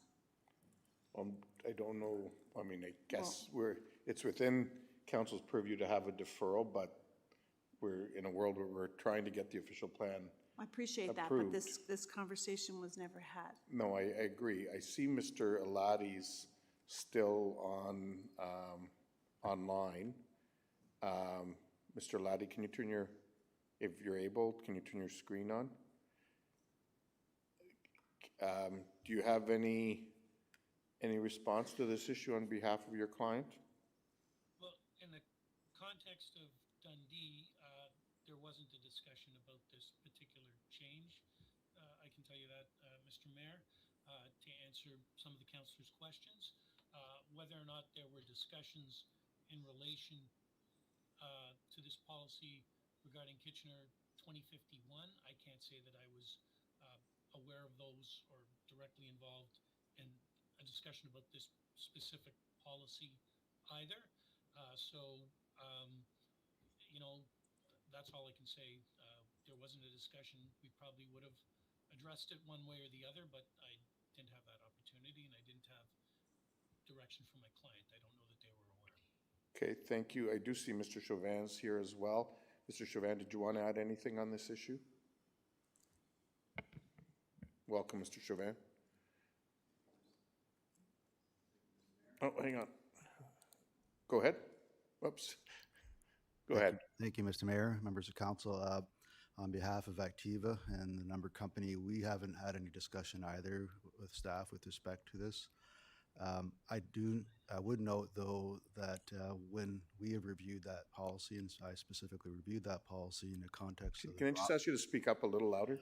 I would note that I've reviewed that policy specifically because that was an issue that was addressed through ROPA 6, and certainly I was happy with the way it's worded currently, and I didn't really see a need to comment on it at the time. I was sure if that was raised earlier, we probably would have had an issue with it, but again, didn't have a chance to really review it in detail, but I certainly was happy with the policy as written. Okay. Thank you. Thank you for that. So we do have an amendment. Actually, I don't know if anybody seconded your amendment yet. Nobody seconded your amendment yet. Is there a seconder? Councillor Chapman? Okay. So I'll take any discussion on the amendment. I believe I've already made my statement clear on this. I would ask for a deferral for this piece. Okay, so I'll ask staff to comment on the impact of a deferral so that council is aware, and then that would take precedent.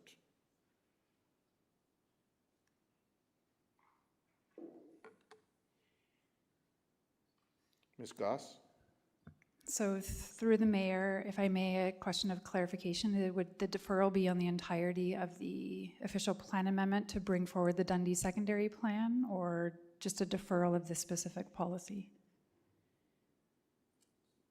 Councillor Michaud? I think if it would please the staff as well, just the policy, this piece, not the whole thing. Is that possible? Is that workable?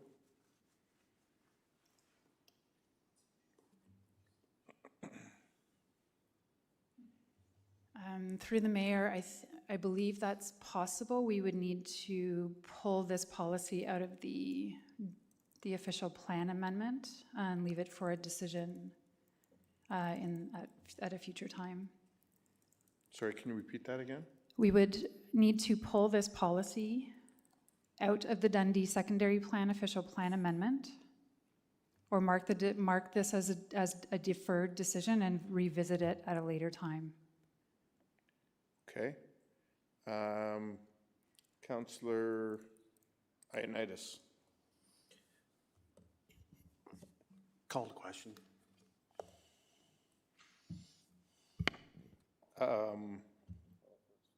Okay, so Councillor Davey on the deferral? Yeah, sorry, I just need to understand before we do something, because again, my understanding is the same amendment is coming up for the official plan, and I think we're going to have the same discussion. And I respect calling the question, but the official plan, I want to make sure we have our dialogue before we go down that road of deferring the official plan as well. So. Are you suggesting that we hold this whole item and deal with Kitchener 2051 first? Yes. Okay. Yes, that's just so we can think about it for a minute and consider whether we want to put this motion forward or vote against the deferral, et cetera. Yes. Okay, so I actually will, I will hold this item in abeyance then, so that we can deal with Kitchener 2051 first and the broader context, and then council can consider the deferral and other items on this issue at that time. So we will, for those of you who are here for part of that, please be patient. We will come back to you, and we'll move on to item 6.3, Kitchener 2051 new official plan. In the meantime, which is the broader plan, and we have 4 written submissions from Heather Price, GSP Group, Andrew Milne, Hal Yeager, and Sam Nabby. And then we have 6 delegations. Our first delegation is Pierre Chauvin, who's here to answer any questions if there are any. Mr. Chauvin, do you want to, has nothing changed, or do you want to add anything?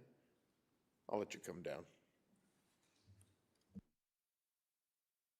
Mr. Mayor, no, I had submitted written comments to you and council earlier today. Again, it relates to the trails issue and the dedication toward parkland.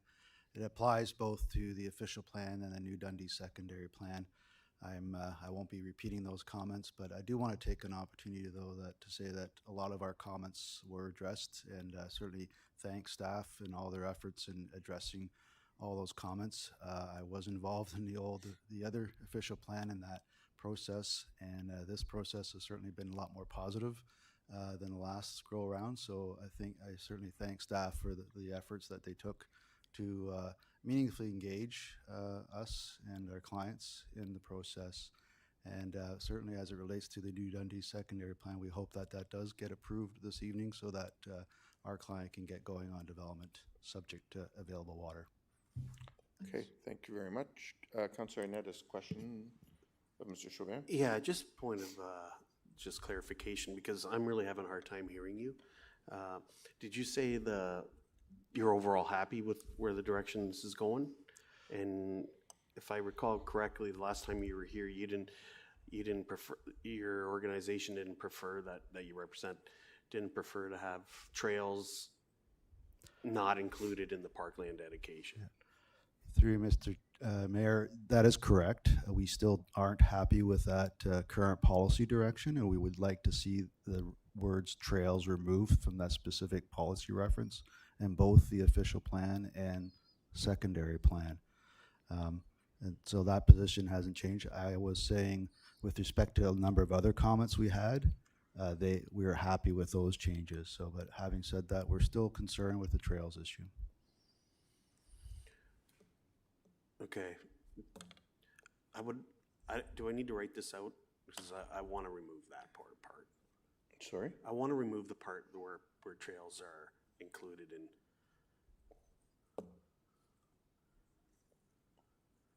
Yeah. If it helps, Mr. Mayor, the letter I provided actually provided the wording of the changes. So. Okay, perhaps staff can take a look at that and we can come back to that. We have a number of other delegations, Councillor Ioannidis. Okay, thank you. Well, our second delegations joining us virtually is Melissa Bowman.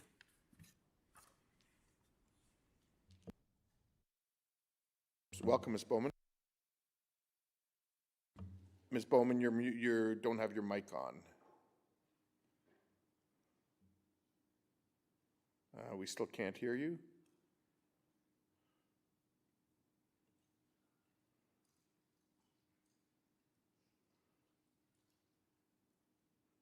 Do you want to try again? Madam Clerk, go ahead. Ms. Saunderson?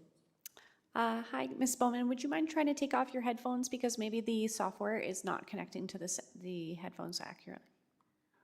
So disconnect them? You have to unplug them is what she means.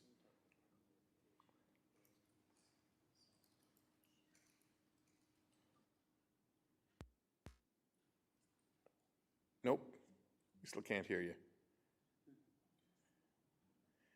Okay, so staff will work with you offline and we'll endeavor to come back to you. Heather McKay and Martha Stoke. Just Heather.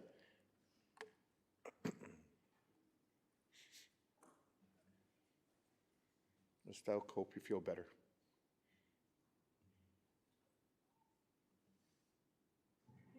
Council, my name's Heather McKay, and I'm a resident of the Auditorium neighborhood. I'm here this evening to speak on behalf of a number of residents in support of Policy 11.SPA.46 in the Official Plan 2051. And that's found at page 128 of the Official Plan and page 339 in the agenda package for tonight's meeting. And of course, this amendment or policy provides that in the Auditorium neighborhood, notwithstanding the applicable land use designations and policies of this plan, the maximum height for buildings outside the strategic growth area will be 3 stories. It is our position that this policy, which was carefully considered by Council as a result of an amendment by Councillor Stretch at the June 1st Planning and Strategic Initiatives meeting, strikes the appropriate balance between the need for increased housing density and the unique character and infrastructure challenges in the Auditorium neighborhood. I would like to specifically address 3 points raised by those who have raised opposition to this policy since the June 1st meeting. The first is the characterization of the policy as an exemption for the Auditorium neighborhood from development. This is, of course, factually incorrect. The policy only exempts the neighborhood from development over 3 stories in the area outside the strategic growth area. And this, of course, allows for development of 3-story multiplexes, semi-detached homes, duplexes, and garden flats. This type of development is already taking place in our neighborhood with a number of new semi-detached homes and duplexes where detached single-family homes once stood. It was recognized by Council that this gentle intensification would best protect the cultural heritage landscape in our neighborhood and would not overwhelm the already stretched infrastructure. And of course, buildings of up to 8 stories are permitted in the strategic growth area, which exists on the arterial roads founding the boundaries of our neighborhood. There is therefore no exemption from development.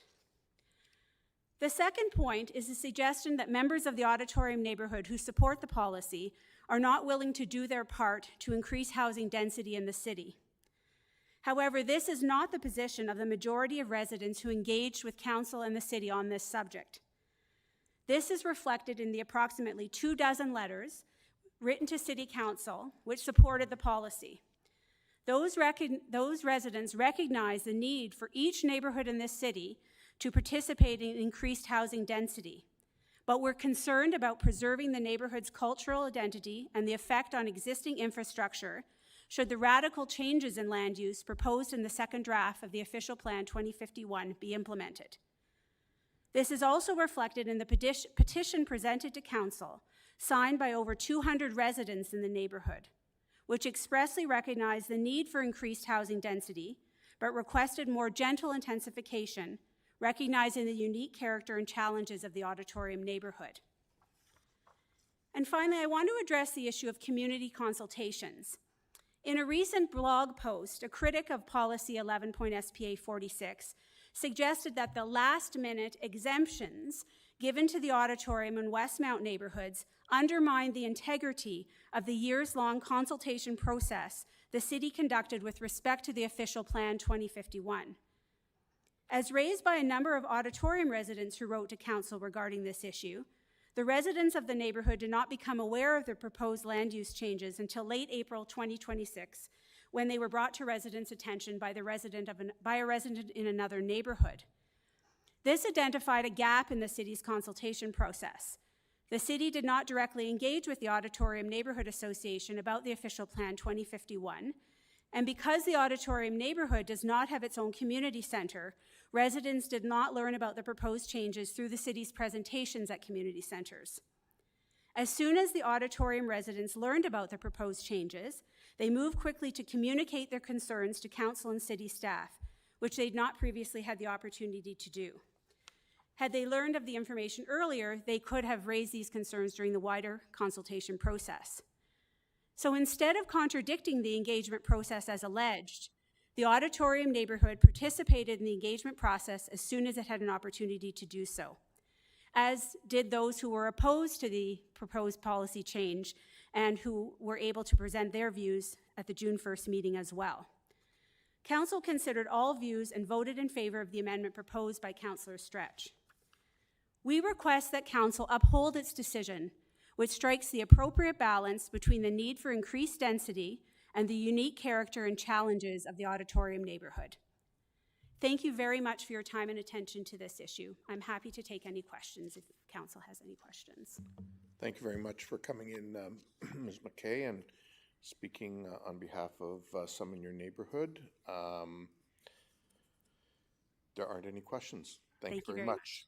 Thank you. Okay.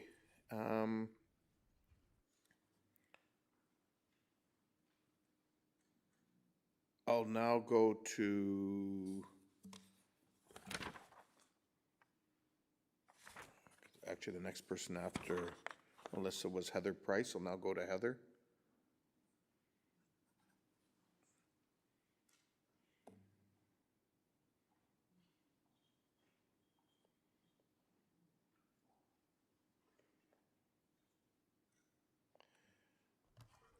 Welcome, Heather. Thank you, and good evening, Mayor Verbanovic, councilors, staff, participants here tonight in council chambers, and those who are viewing remotely. My name is Heather Price with GSP Group, and I'm here on behalf of our client Schlegel Urban Developments regarding their numerous land holdings in Southwest Kitchener and their remaining concerns with the Kitchener 2051 official plan. You may recall we were here just about a month ago at the Planning and Strategic Initiatives Committee, and I'm happy to report that since that time we've had excellent dialogue with staff and have come to a better understanding of their intent with some of the policies, and indeed are seeing some changes that we are supportive of. So the focus of my presentation this evening is on the remaining outstanding issues. One is about the food store policies pertaining to mixed-use designations, and the other is about downzoning and making lands effectively legal non-conforming. And along that vein, it's more restrictive policies is the main thrust of our submission. Schlegel is mainly looking to ensure that existing land use permissions remain intact to support gradual intensification of the sites. The food store policies on your screen, and the ones that are highlighted in particular are the ones that are of concern. They effectively require food stores where they've been built to remain, and that when they're replaced, a new food store has to be operational before the first one can be demolished. So we have concerns with that being very prescriptive and inflexible, and indeed not very practical when it comes to actually building it. The revisions have been made to specify that the amount of floor space that has to be retained will be determined through a future study, but that's just effectively added some additional uncertainty, and we would ask for site-specific exemption from these two policies on Schlegel's two properties that currently have food stores, namely being the Longos. This is a relatively new Longos at Wollaston Marketplace, shown on your screen here, as well as the Williamsburg Town Center Sobeys near Fisher Holman and Westmount. These two properties were referenced in a submission you heard earlier from Mr. Alati with respect to the Dundee official plan, secondary plan, I should say, and were referenced because of their FSRs. These successful, vibrant commercial nodes that exist in these communities have FSRs of less than 0.4. They're in the range of 0.2, 0.21 today. Well, there's certainly potential that they could realize a minimum FSR of 1, which is required by the mixed-use designations that are proposed for them. We do have concerns with that policy prescribing a minimum of 1. So while that's not part of my formal submission, I think it is worth noting as it was part of the submission on the Dundee secondary plan. Just to keep things moving here, the other aspects of our submission are around retaining existing land use entitlements. So there are several auto-oriented uses that both exist today and are permitted by the existing zoning. So new auto-oriented uses could be established. The proposed land use designation of these lands would eliminate the potential for these businesses to expand, and it would not allow for any new businesses of this nature to be developed. So we're looking for site-specific provisions to allow those uses to continue and for gradual expansion thereof. And that pertains as well to drive-throughs. So when we say auto-oriented uses in the previous slides, this is talking about things like auto repair businesses. You're seeing a tire replacement repair business on the left, gas stations, and car washes. That also includes drive-throughs. So here at the Huron Crossing, which you may know as the Tepperman site at the corner of Huron and Fisher Holman, this is a parcel that currently allows for drive-throughs, but through the redesignation through the official plan, the entitlements for drive-throughs would be removed. So again, looking for site-specific exception to the drive-through prohibition and mixed-use designations in order to allow for that land use to continue in this location.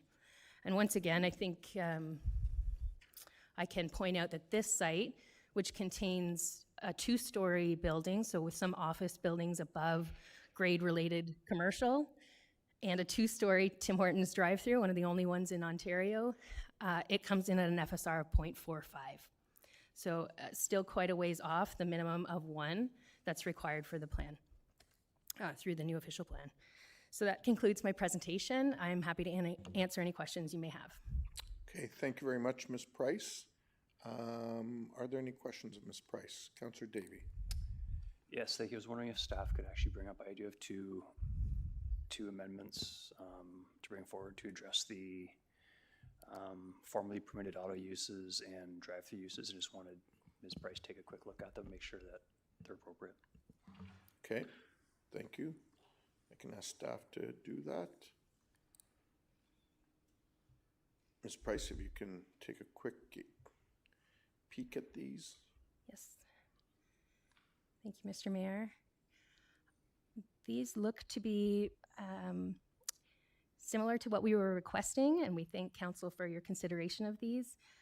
I think there was one other property that perhaps is not captured here that was part of our request, and that is 1415 Huron. That was just up in our slide. That's the Tepperman site.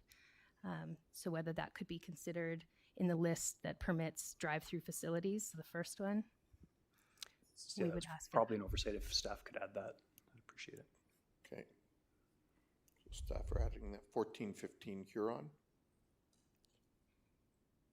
Yes, thank you, Mr. Mayor. Yeah. And that site already has drive-through facilities, I know, at the Tim Hortons there. That's Not correct, that I've Mr. ever Mayor. used it. Yeah.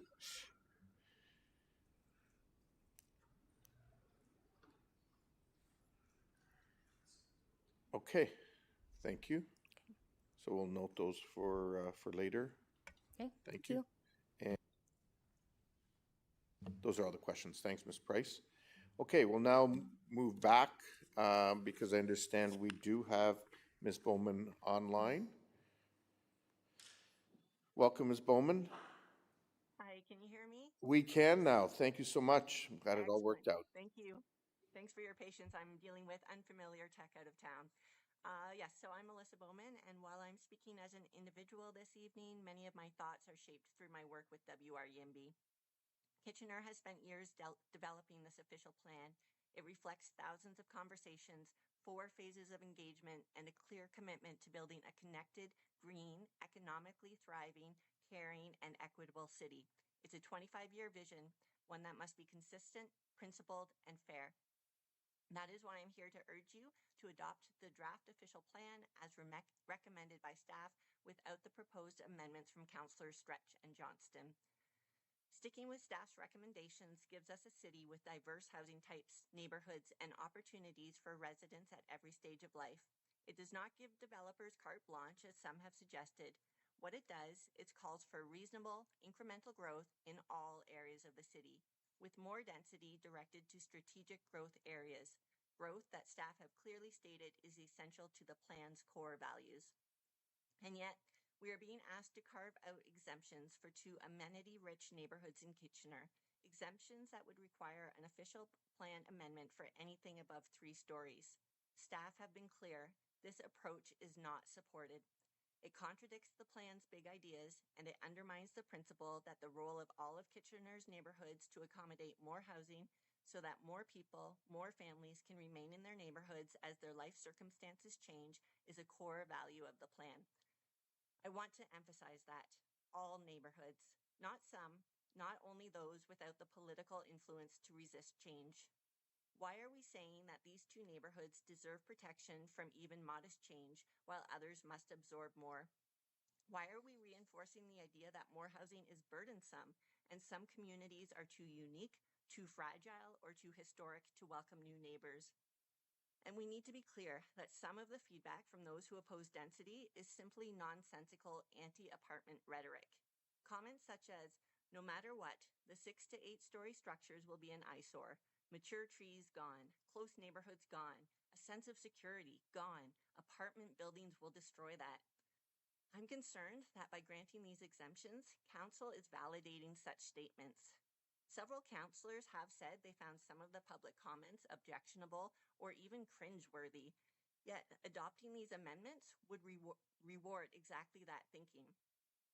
I understand the instinct to offer concessions when dealing with a specific development proposal, but that's not what this is.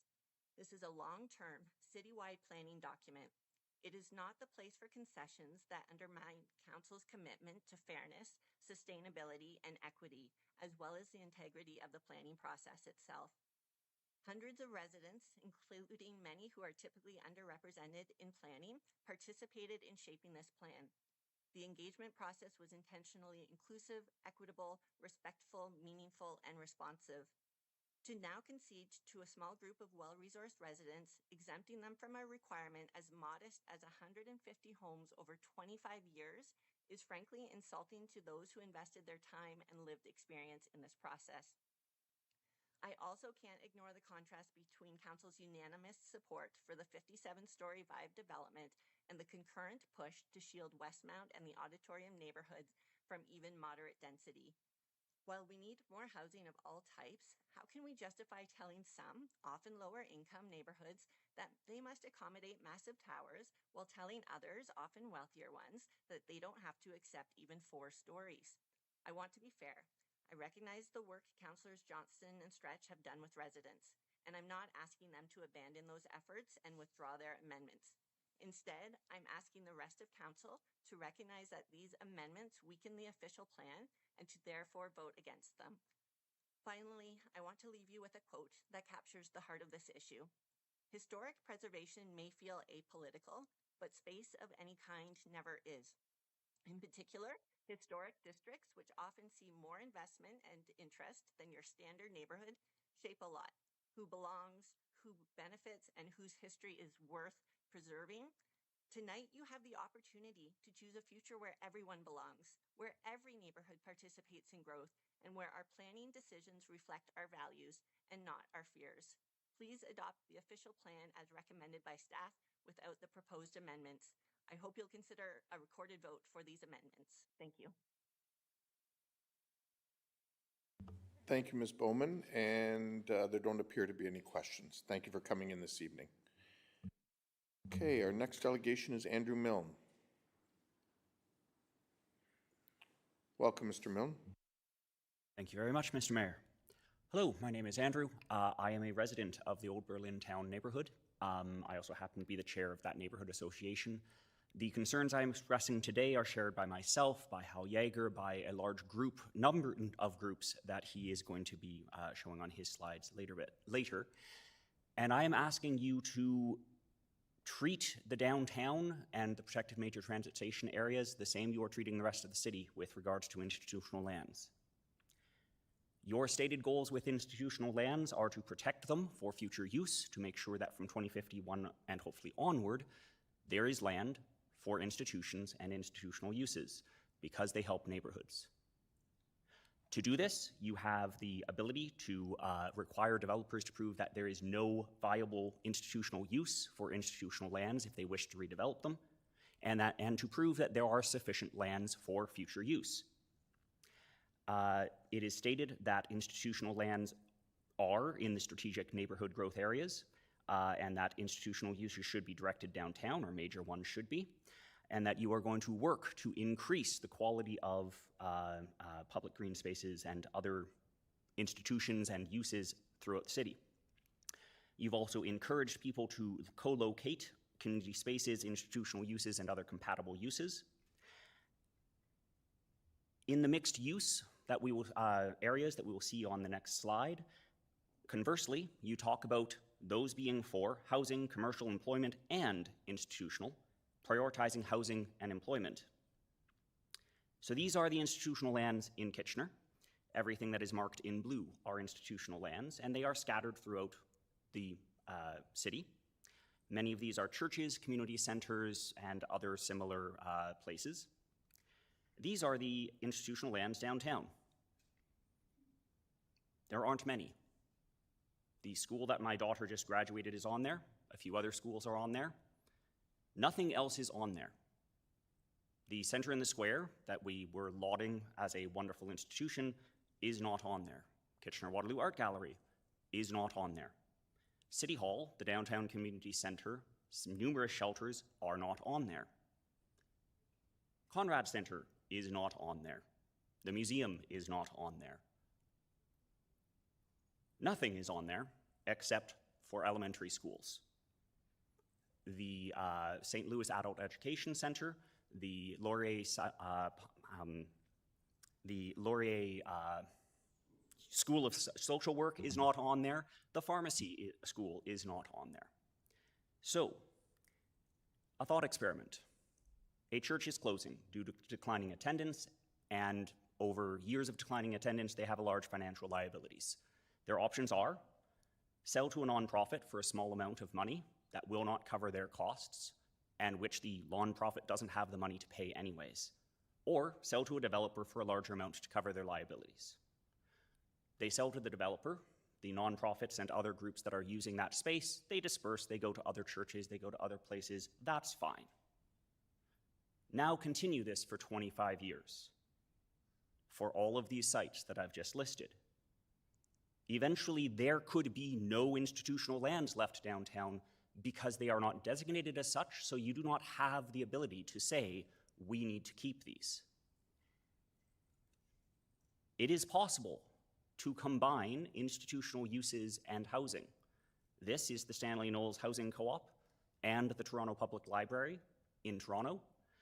I feel completely dumb because I actually had heard about Fire Hall 8 and the housing that was there. And so I feel really dumb for not putting that picture up. But we're doing this. Let's give ourselves the tool, or rather, you please give yourselves the tool so that you can plan for this from now to 2051 and onward. To summarize, the existing 2051 plan has mechanisms for the city to release institutional lands across the city. This is a good thing. You will need to do that. You will definitely need to do that downtown because we have more than is needed downtown, if you count up all of the churches. However, the existing 2051 plan has no mechanism to protect institutional lands downtown and in the protected major transit station areas. And we're going to need some for all sorts of uses, for housing, for community centers, for fire halls, et cetera, et cetera, et cetera, et cetera. So please, I would urge you to ask staff to work with existing and future institutional land users, figure out what they need, and come back to you with amendments to the institutional land procedures and figure out how they will specifically apply in the PMTSAs with a list of what those lands are. Thank you. Thank you very much, Andrew. Are there any questions for Mr. Milne? There don't appear to be any. Thank you so much for coming in. Thank you, Councillor. And our last delegation this evening is Hal Yeager.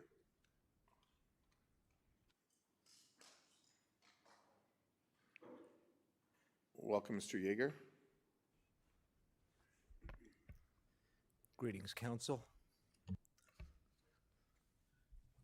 I return in pursuit of an appropriate housing mix and density in large new developments. The list of organizations sharing these concerns is growing and includes Grand River Environmental Network, Hold the Line, Kitchener Citizens for Livable Development, Old Berlin Town Neighborhood Association Board, Strong Towns, Acorn, and YIMBY. Here are 3 questions I have heard along the way. How will we satisfy people's desire for freehold home ownership?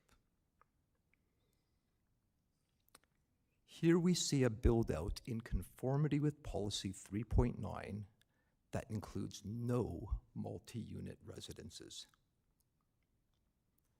Compare it, please, against 2 possible build-outs that do meet Policy 3.6's 60% multi-unit housing target. The introduction of multi-unit housing does not meaningfully reduce the availability of freehold ownership homes.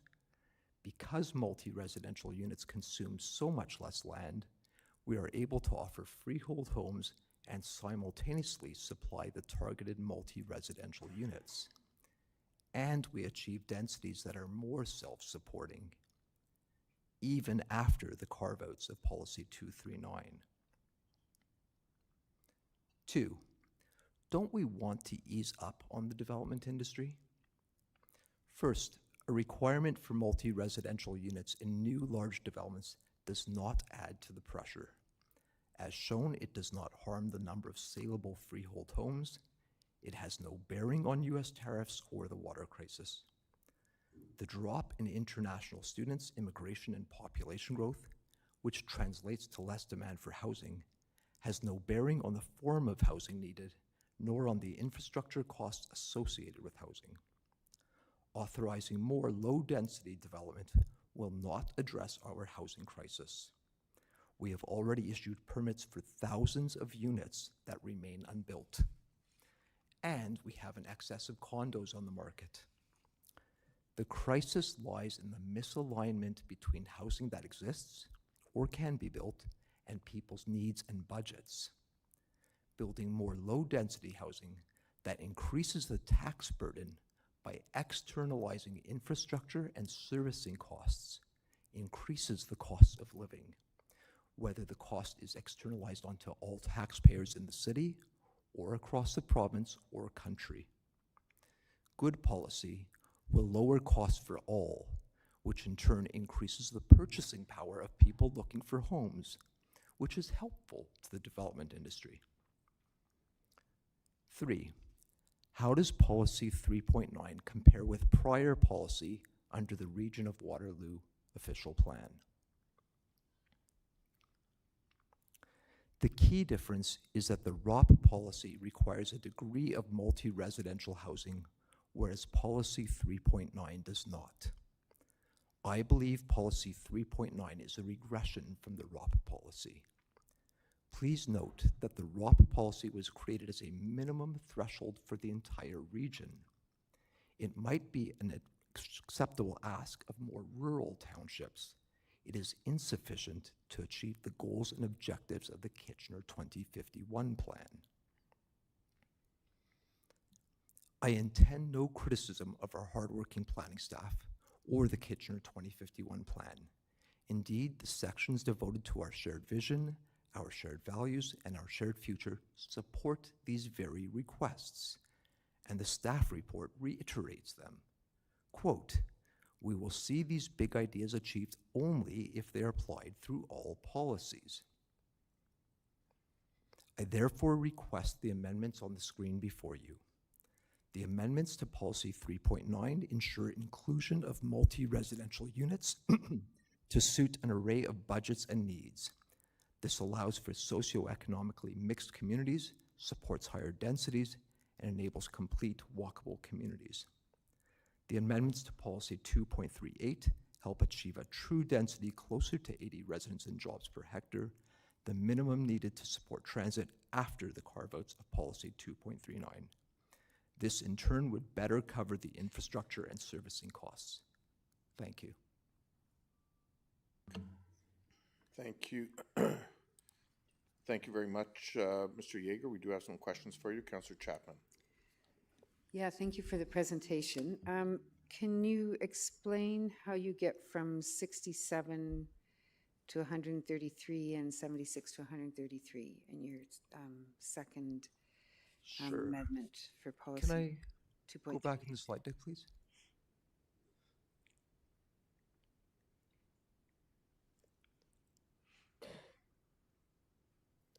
Thank you. All right, so I'll show that detail if I can.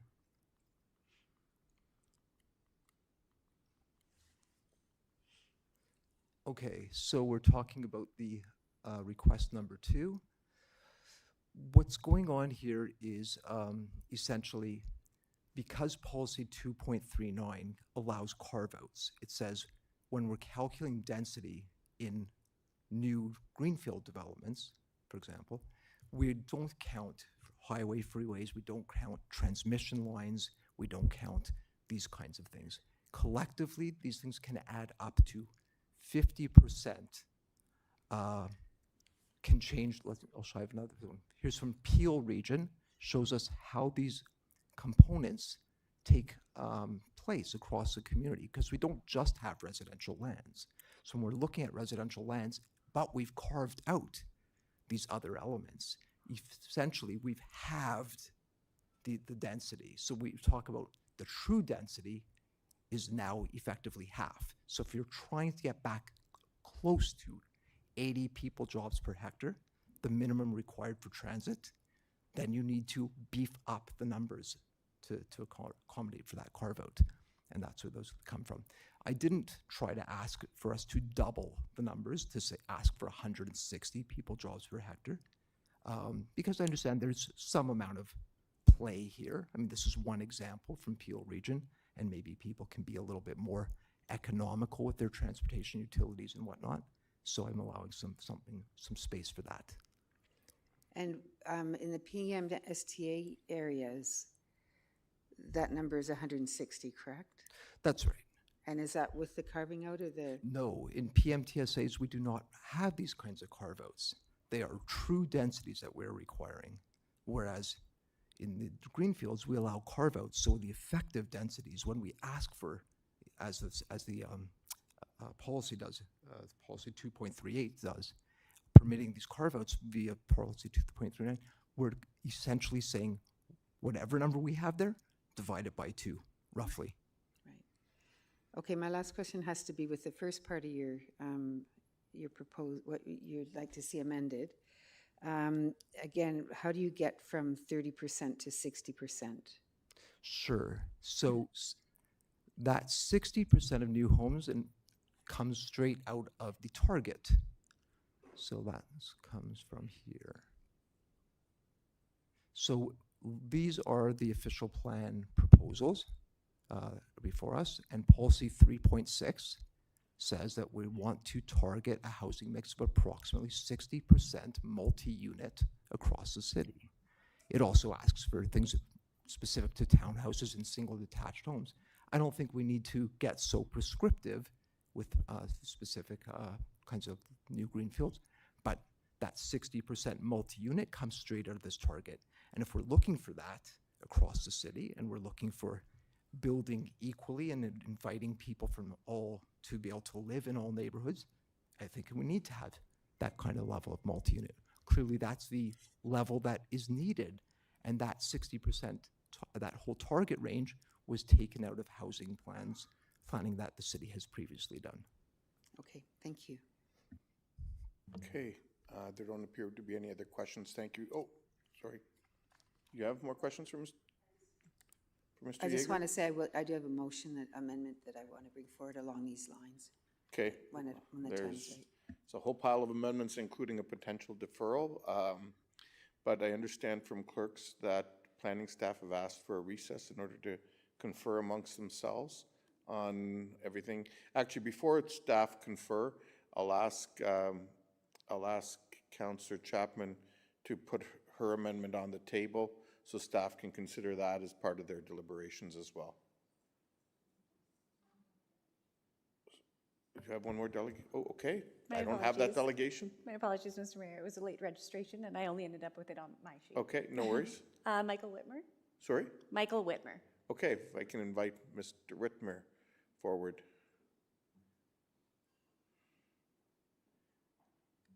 Welcome, Mr. Whitmer. Apologies for that.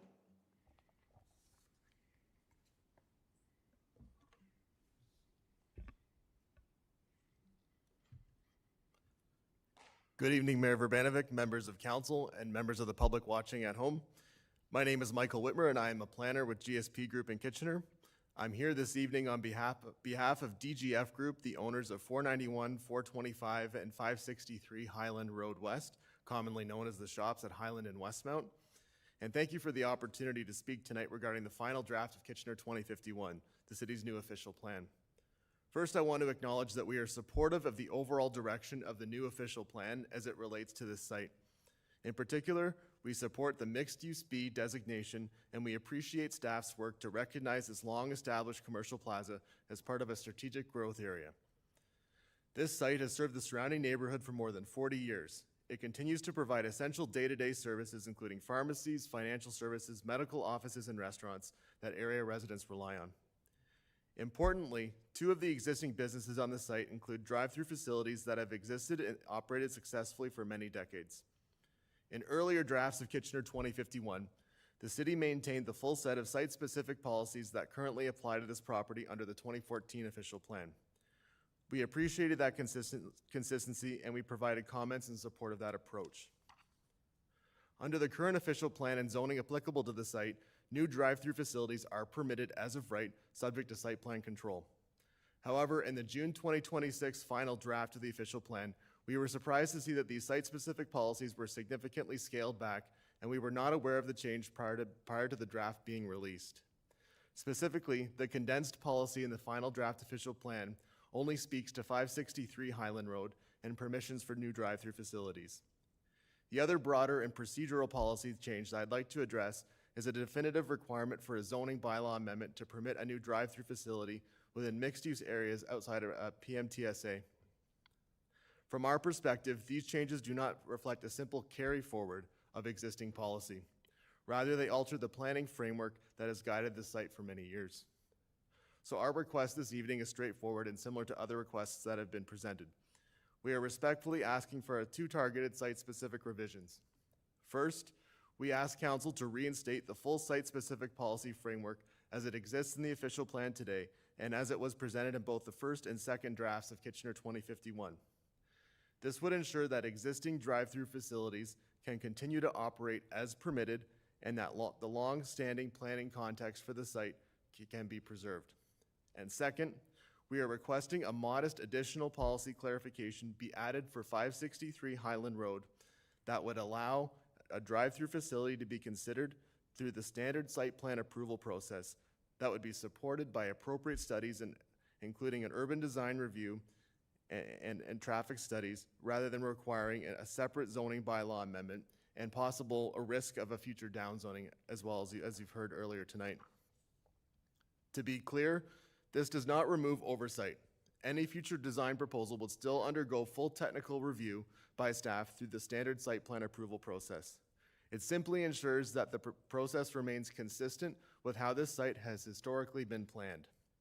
If a new drive-through facility were ever proposed, DGF's intention would be to submit a complete site plan application with the required supporting studies while working collaboratively with staff to ensure a high-quality, well-integrated development.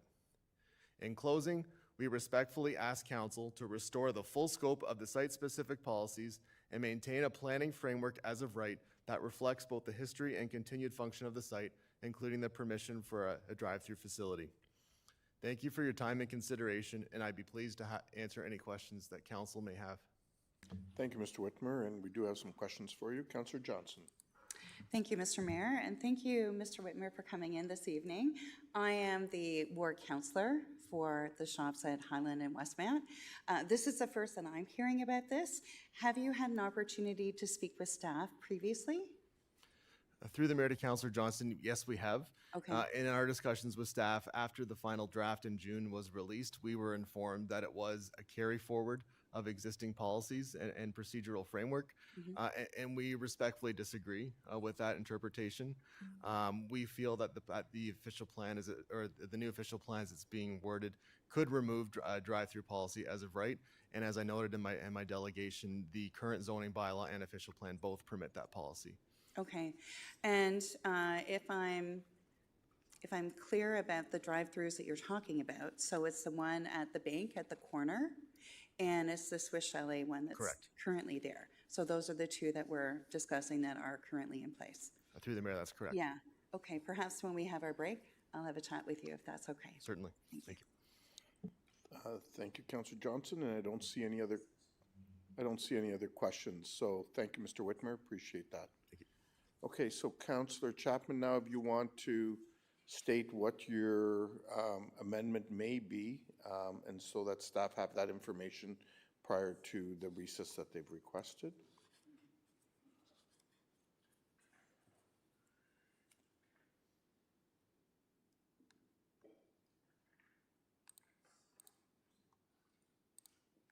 Okay.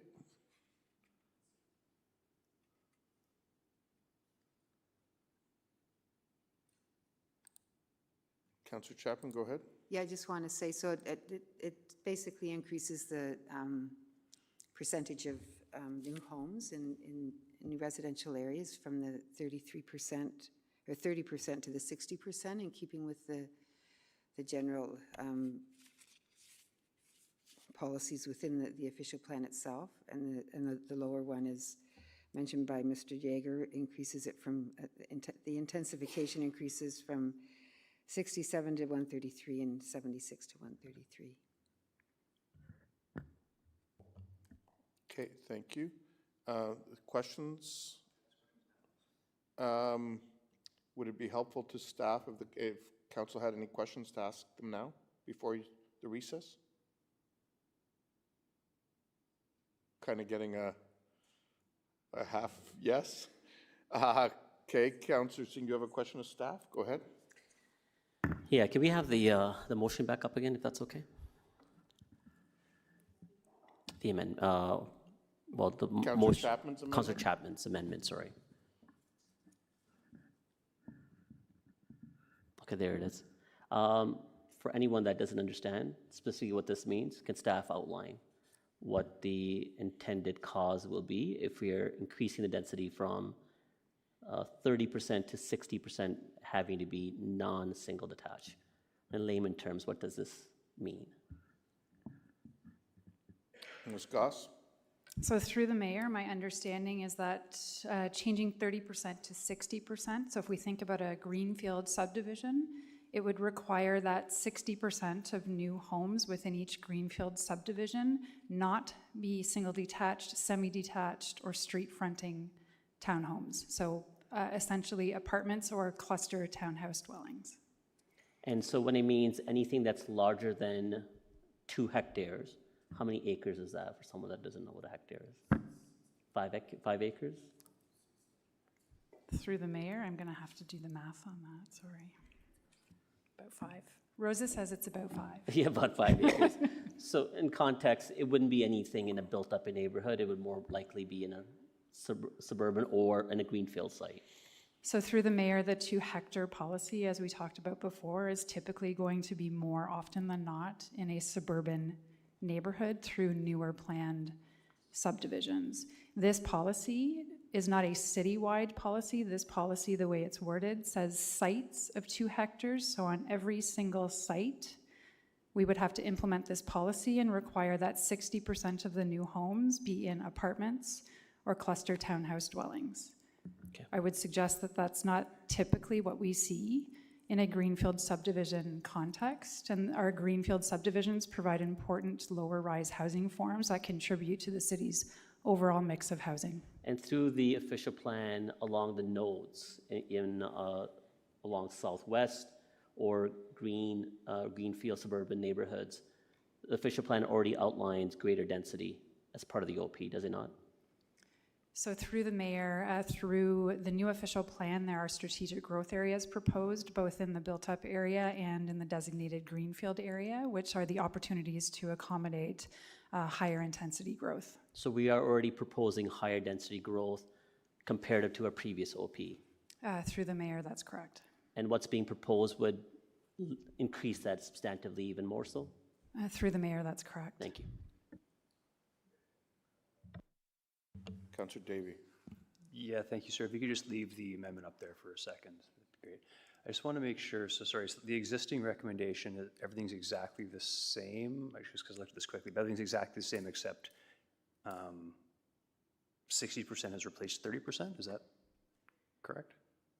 And the 133 is different, I believe, in the bottom paragraph. And yes, yeah, and the implications of that, is that correct? No?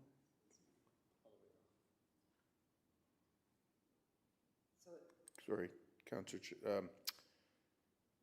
Chapman and then Mr. Chapman. Yeah, no, it also includes the, adds the semi-detached dwellings and street fronting and single-unit condominium townhouse units. That's not in the original policy. Okay, thank you. And without jumping the gun here too, I'm just trying to understand, Councillor Stretch had indicated she had a motion along these lines, and I think these two are contradictory. So is that going to be coming forward? Mr. Chapman? Through the chair, I appreciate the suggestion of recessing for a few moments. I think what's really important to come back and clarify is that there is existing policy language in Kitchener's approved official plan in this direction. There is different language in the approved regional official plan. There's a proposed amendment from Councillor Stretch which touches on this issue, and then a similar amendment from Councillor Chapman which touches on the issue. So I think it's important for Council to understand what's enforced today in the city's official plan, what's enforced in the region's current official plan, and then the effect of these two amendments. So if we take a recess, we can come back and walk Council through that. Okay. I'm happy to hold. Yep. Councillor Ioannidis, do you have a... Can we get a square, like an area amount that's being affected here? Because we're talking hundreds of acres here. Can you clarify the request, Councillor Ioannidis? Like, how much land are we talking about here? Because it seems like we're talking about hundreds of acres here. If it's two hectares or more, that's anything that's new, correct? So we can speak to that when we come back, yes. Okay. Okay, thank you. So staff have said that they need about 10 to 15 minutes. So we can ask, we'll make the caucus room available for staff. And yeah, try to come back in 10 minutes or as quick as staff are done.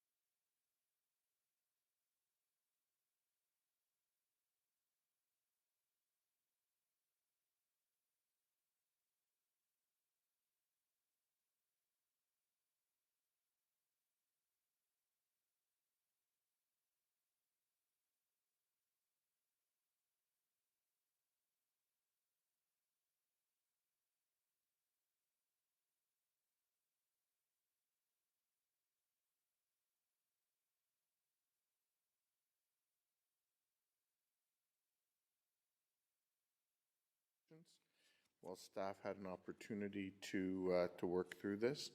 I understand, Mr. Riedman, you're going to shed some light and brilliance to this whole issue for us. No pressure. Go ahead. Through the mayor, so I will shed some light on one of the proposed amendments. And so speaking to the amendment that relates to the sites of 2 hectares or more, 30% new homes and the types of housing. And so that's Councillor Chapman's amendment? Yeah, and so there's so that version actually amends the 30% to 60% is the change on that one. So that would be very challenging, and there has been no consultation with any of the development industry on the 60% threshold. So that would be a significant change that, that staff have not consulted with any landholders, and so that portion of the amendment would be problematic for a variety of reasons, including the lack of engagement, but then also it is a significant change that would fundamentally change the type of housing built in greenfield developments, which is meant to be sort of more on the ground-oriented side of components with some apartments and others mixed in.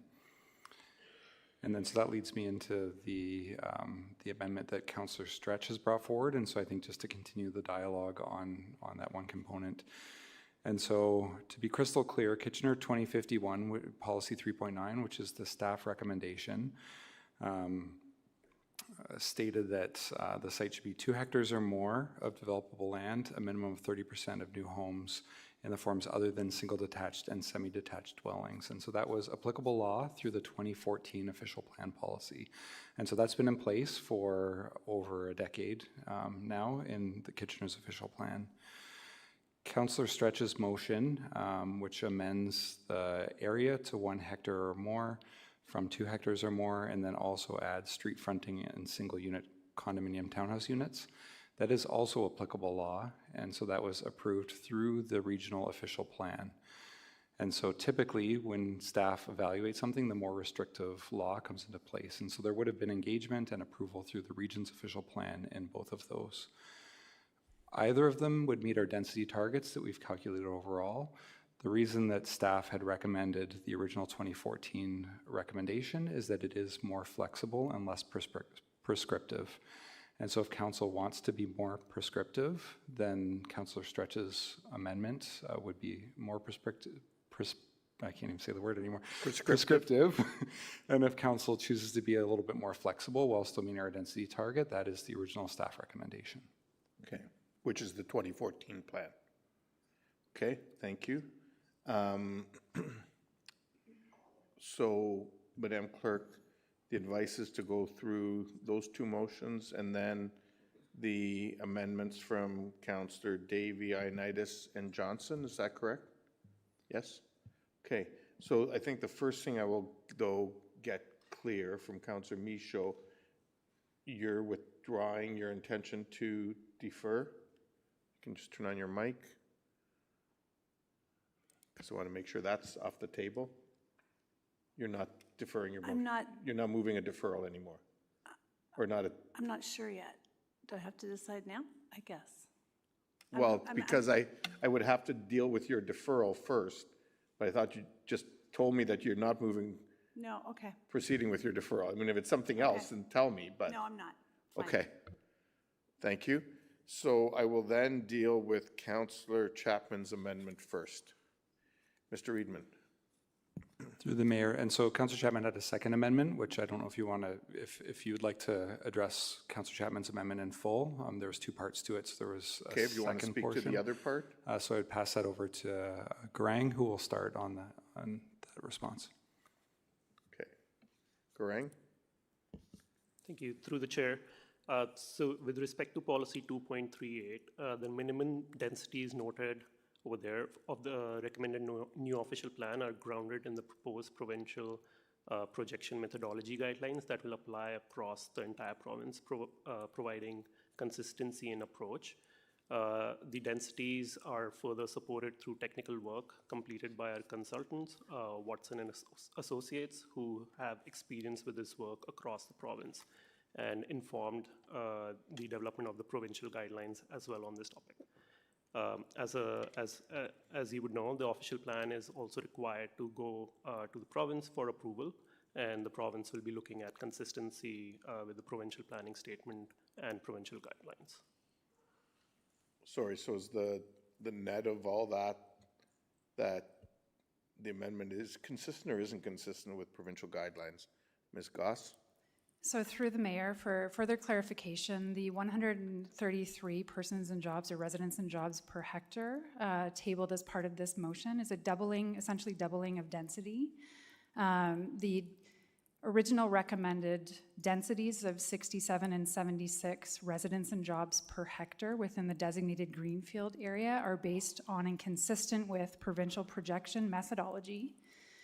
They are studied in detail through technical studies by, I would say, a leading planner and land economist that has done work in many, many municipalities across Ontario and has also informed the province's work.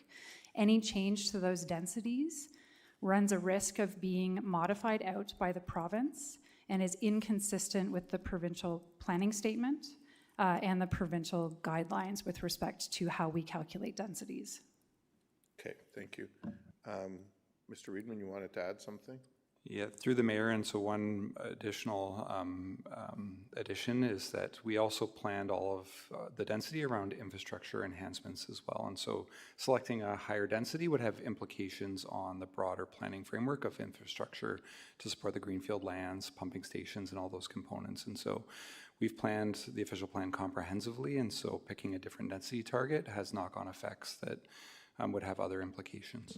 Okay, so the long and the short of it is staff are not recommending either the first part or the second part of the amendment. Is that correct? Do you want to turn your mic on and say it? Through the mayor, that is correct. Okay, thank you. Okay, so I can't remember. I apologize. Councillor Chapman, did you have a seconder for your motion? Councillor Stretch, okay, thank you. Any discussion? If not, will those in favor? Well, I'm taking them together. Are you asking that I separate them out? Okay, I'll deal with your first one first. If staff can put Councillor Chapman's amendments back on the screen. Okay. So we're dealing with the top one with respect to policy 3.9. Those in favor? Any opposed? That fails. We'll now deal with the second one, if we can put it back on the screen. Okay. And that's with respect to policy 2.38. Those in favor? Any opposed? And that fails as well. Okay. We'll now deal with Councillor Stretch's amendment with respect to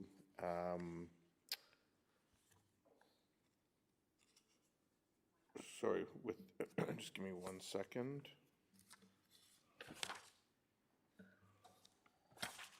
Yes, with respect to the Dundee lands. We can put it on the screen, please. Councillor Stretch. Okay, sorry, so this is now going back to the Dundee. We're now dealing with the Dundee plan. Okay, so the other amendment I have has to do with 3.9. So we just voted on, that was Councillor Chapman's first amendment.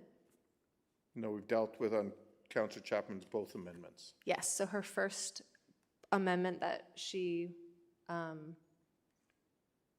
put forward, but didn't get passed. This is an amendment to speak to 3.9. So I thought maybe we could speak to it just because we just had staff talk about it before switching over to Dundee. Okay. Okay.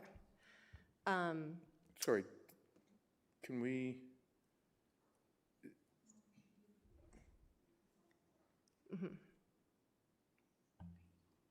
So can I get some guidance from the Yeah, clerk here? So through the chair, so as indicated on the screen, we're currently dealing with the new official plan. So I believe Councillor Stretch has an amendment to the official plan as well as the Dundee. And so what's on the screen is the amendment to the official plan. The difference between that motion and Councillor Chapman's motion was the difference of 2 hectares versus 1 hectare. Gotcha, okay. And the percentages remains the same. It doesn't increase to 60, it remains at 30.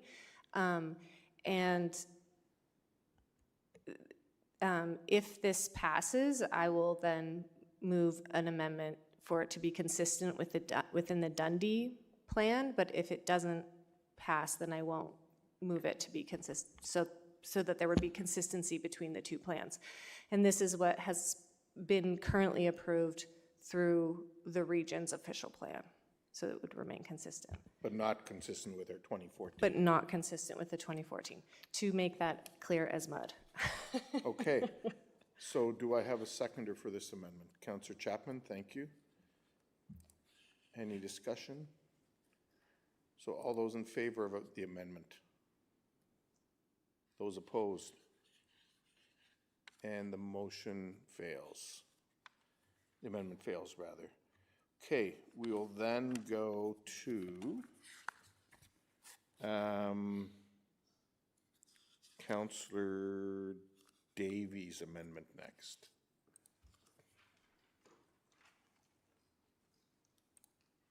Okay. Yes, I have 3 total for the OP. And this includes the additional address now that, 1415 Huron that we heard from. Yes, and sorry, there's also 585, is that on there? 585 Bridgeport. You can take them all at the same time, but 585 Bridgeport's listed there too? I was asking, I didn't actually see it there. Yeah. Separate one? Okay, yeah, we can Just vote on a separate at the one. bottom of the screen. Okay, do I have a seconder for that amendment, Councillor Ioannidis, or for those amendments? I will deal with them all together unless I hear otherwise. Okay, all those in favor? Any opposed? That is carried. Next, I have Councillor Ioannidis, you had an amendment. Sorry. Oh, sorry. Yeah, 585 was part of that. Councillor Ioannidis, if you can turn your mic on.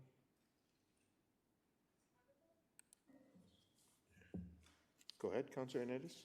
Oh, I thought it was going to be put up.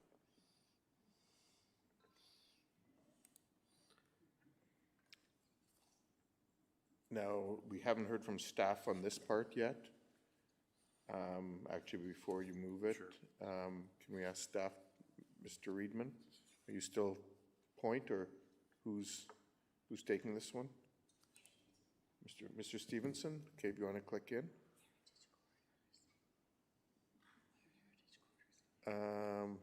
You're not a real person, that's why it's not letting you. Okay, now, sorry, now you. No, go ahead, sorry. You're not in the computer, you're not real. That's what it's all come to. Go ahead, Mr. Stevenson. Thank you, and through you, Mayor. I just wanted to provide a little bit of perspective on how staff see this policy, the way it's worded, and how we see it applied. So policy says specifically, the city retains the right not to accept the conveyance of land as parkland that's considered unsuitable, and there's a list of exclusions, including transportation corridors, including heritage corridors and trails. I think it's important that the language, the right not to accept the conveyance of parkland, doesn't necessarily say it's an absolute exclusion. It allows us and reserves the right that we may not accept a trail corridor once we are reviewing the trail corridors and parkland proposal through the detailed subdivision planning process. So council will remember through places and spaces, we set a citywide target for the minimum of parkland. And in this case, it would be 10 square meters per person. The inclusion of trails as parkland is largely in Dune South. Many of those plans of subdivisions were approved by the appeal body in effect at the time, either the LPAT or the OMB. And there are examples where we did accept parkland dedication, including trail corridors. As a result, in Dune South, it is one of our high priority needs areas because it is deficient. At a target of 10 square meters per person, the active park space is only 4.1 square meters per person.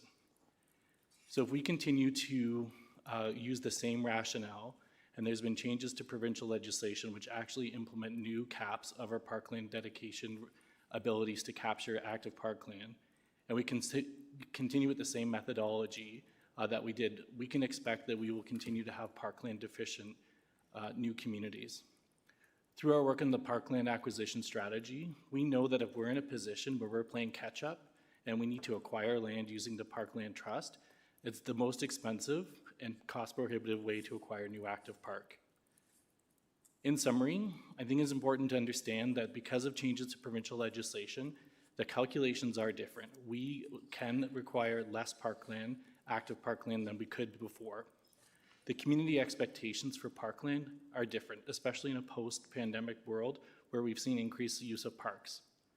We also know with housing affordability, one of the most expensive forms of housing, single detached dwellings, which have private yards, we will probably see fewer of those in our newer communities, and we'll see more mixed use and multiple dwellings which don't have the same private outdoor amenity, and there could be an increased use of parks. I would suggest the council needs to consider a different approach in a post-23 world, or else we could end up in the same. I would also say to you and suggest to you tonight that the wording says retains the right, and that right retains the ability for you to make that final decision when the subdivision is in front of you. So leaving it in as worded now, we can still have that negotiation when the subdivision is in front of planning staff, and ultimately, if a subdivider is not pleased with the parkland dedication, they can share that with council when their plan of subdivision is being considered. So it's our recommendation not to change the language, and we think that allows flexibility at the detailed subdivision stage. Okay, thank you. Councillor Michaud. Thank you. Question of staff? Yeah. Okay, go ahead. Thank you. And just so I'm clear, you referred to Dune South for the parkland, and you're saying that trails take up parkland space. It's either or. So from the way you reiterated it, I'm taking this as there'll be a far better balance of parkland, trails in new subdivisions going forward. Is this like kind of a lesson learned? Mr. Stevenson? Through the mayor, I think what I'm suggesting is these subdivisions will be different than what we've done previously. We know the importance of active transportation connections. Trails make up part of that. Active transportation connections can be part of sometimes a road right-of-way, and sometimes they're best aligned through a trail corridor. Where a trail corridor can also meet some of our active parkland dedication needs, where it's a programmable space, where it could be active park, then we may be able to include those. And until we actually see the details of the subdivision, we're suggesting leave in the wording that retains the right for us to consider that at the detailed subdivision stage. Thank you. That's good. Okay. Councillor Arnaitis. How would you like to proceed? I'm going to still proceed because, quite frankly, I still don't, Okay. I don't agree completely with, I don't feel trails will It's be fine. built. You can move that. Is there a seconder? There does not appear to be a seconder for the amendment. So we'll move on then. Councillor Johnson, you're next. Sorry, Councillor Chapman on? Okay. Councillor Johnson, you're next. Yes, thank you. I don't know if we have the amendment written. We do. Thank you. That a site-specific policy be added to 491, 525, and 536 Highland Road West as follows. Notwithstanding the mixed-use B land use designation and policy 11.47 on lands municipally known as 491, 525, and 536 Highland Road West, the following uses will also be permitted, but it will, the use that's currently there will be grandfathered in place to the current use. Okay, thank you. And is there feedback from staff on that one, Mr. Reedman or anybody? Mr. Zunick. Through the mayor, there is a draft policy that's specific to the mixed-use land use designation, which would capture this policy. That stipulates that any existing drive-through facilities, as well as other more auto-oriented uses that exist as of the date of the passing of this new official plan, would be permitted to continue and would then therefore be reflected in the ultimate implementing bylaw, such as a zoning bylaw. So this is already a recommended policy that any existing drive-through facilities be permitted should they already be in existence. Okay, so is there the need for this amendment, or if it's already in place, I think is what you're saying? Ms. Goss? So through the mayor, my understanding of this amendment is to not only ensure that existing drive-through facilities are legally existing uses, which, as Mr. Zunick mentioned, there is an OP policy that already speaks to that. The additional thing that this motion does is it would enable additional new drive-through facilities to occur, which the official plan policies within a mixed-use land use designation would require a zoning bylaw amendment to secure new drive-through facilities. So if, just to be clear there, if we want to be more permissive and allow what's already permitted on the site to continue, then we should deal with the amendment. And if we want to be less permissive and require a future zone change, then we shouldn't deal with the amendment. Is that? So through the mayor, the existing official plan framework that applies to this property does not permit new drive-through facilities. There's existing zoning permissions do. And so their existing zoning permissions are currently not aligned with the 2014 official plan. What this amendment will do is ensure that when we update the zoning in the future, that drive-through facilities is explicitly listed as a permitted use, enabling them to maintain their existing ones and add new ones without the need to go through a zoning bylaw amendment process. Okay. Okay, thank you. So I do want to move it as was on the screen then. Thank you, Councillor Johnson. And is there a seconder for that amendment? Councillor Michaud, any discussion? All those in favor? Any opposed? That is carried. Thank you. Councillor Chapman, you said you wanted to come back on something? Go ahead. Yeah, I just wanted to bring a motion forward on the, you want me to do it now or later? On which? Sorry. On the institutional land uses?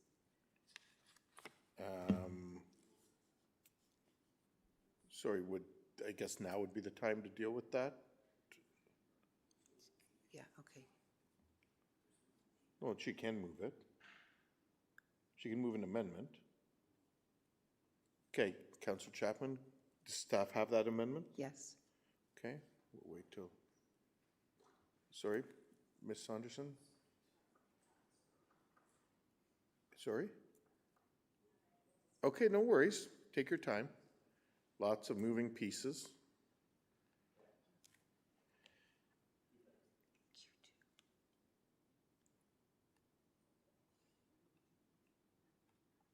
Did you see my second message I sent to you? Did you see the second?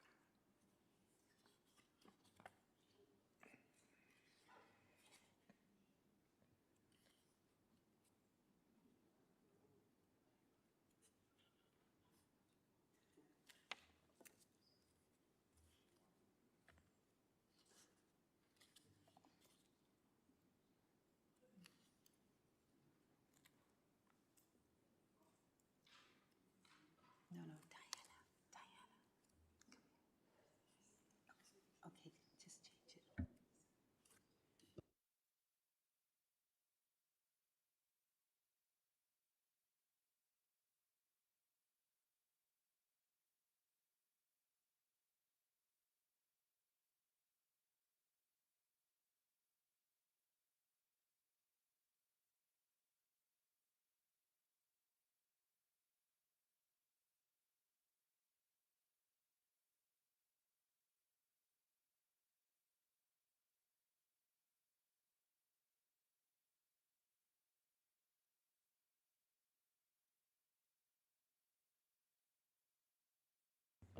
Okay.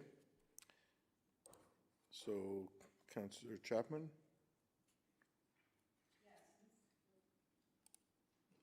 Go ahead. Yeah, so this isn't, requesting a change in the official plan at this point, but to ask staff to look into this further.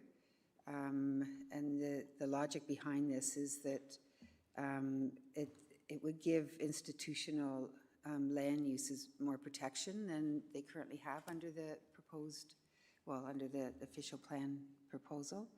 And I know staff has said that under the mixed use, it can include institutional, but this would give them greater protection. Okay. So it's asking staff to report back. Okay. So, but it's not an amendment. It's not an amendment to the OP. It's simply asking for additional work to be done, correct? That's probably the best way to describe it, yeah. Okay. Sorry, just, I'm going to ask staff before I accept it and take a seconder. Is there any feedback, reaction to this motion?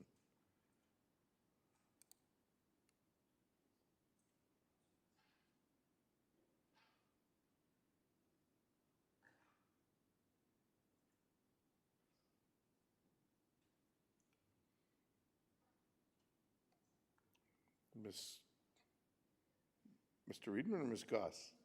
Mr. Reedman, okay.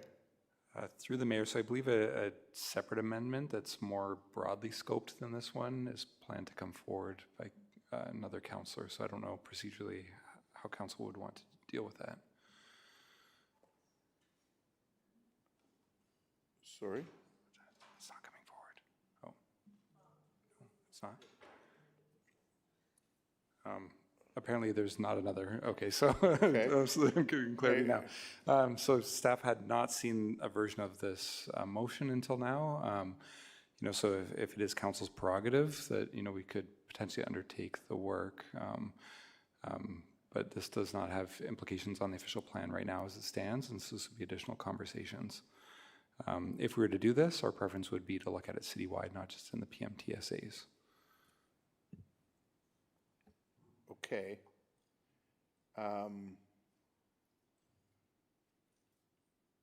Because this has no impact on the official plan,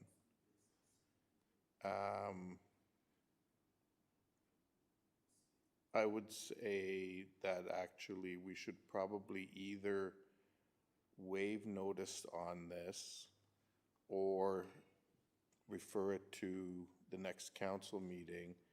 And in the meantime, Councillor Chapman, you could have some dialogue with staff to take into account their advice around it being citywide and looking at it more broadly. So I guess my question is, how would you prefer to proceed with it? Let me turn you back on. Go ahead. Yeah, I'm happy to refer it. Okay, so we'll refer it then to staff, and we'll have it come back to our next meeting. Okay, Councillor Stretch, you're next. Sorry, I just wanted to say that I had worked on something similar around the institutional uses, which I understood was going to be captured in an amendment Councillor Michaud was bringing forward, but she has changed her mind. And so there has been some consultation already with staff. I connected with Ms. Gross around this. And so I'm also happy to have that pushed forward, but there has been communication with staff about this, and I have worked on it ahead of time. It's just how it's coming out is different than planned. So yeah, it doesn't have to happen as part of the OP, absolutely, but would like to see it come forward at some point. But this is it a similar motion to this one? Okay, then I would ask that you and Councillor Chapman talk to staff. We'll bring it back in September. You guys can figure out who moves it and seconds it and take it from there. Sorry, in August, not in September, and go from there. Does that work? Okay, thank you. Thank you, everyone, for your collegiality. So that then brings us back to the main motion, which has been moved and seconded. Sorry?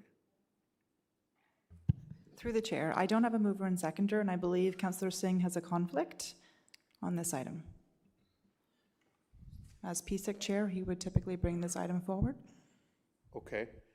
Well, he has a conflict on part of it, so have you figured out how to separate out?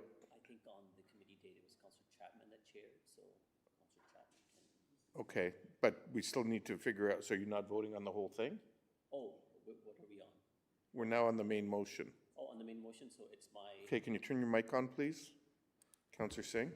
So it would be same as what we did through PSIC. It would be the main, first taking a vote on the areas identified through my disclosure, and then on the main motion. That's how we did it through PSIC. Okay, so I will deal, Councillor Chapman, are you prepared to move the ones that Councillor Singh has a conflict on? As Vice Chair, yeah? Yes. Okay, thank you. Do I have a seconder? Councillor Davey, thank you. Any discussion on those? All those in favor? Any opposed? That's carried with the noted conflict. I'll now deal with the main report, moved by Councillor Singh, seconded by Councillor Chapman. Any discussion? All those in favor? Any opposed? That is carried as well. Thank you, everyone. We have a new official plan, subject to approval by the province. This has literally been months and months of work by many people, significant community engagement.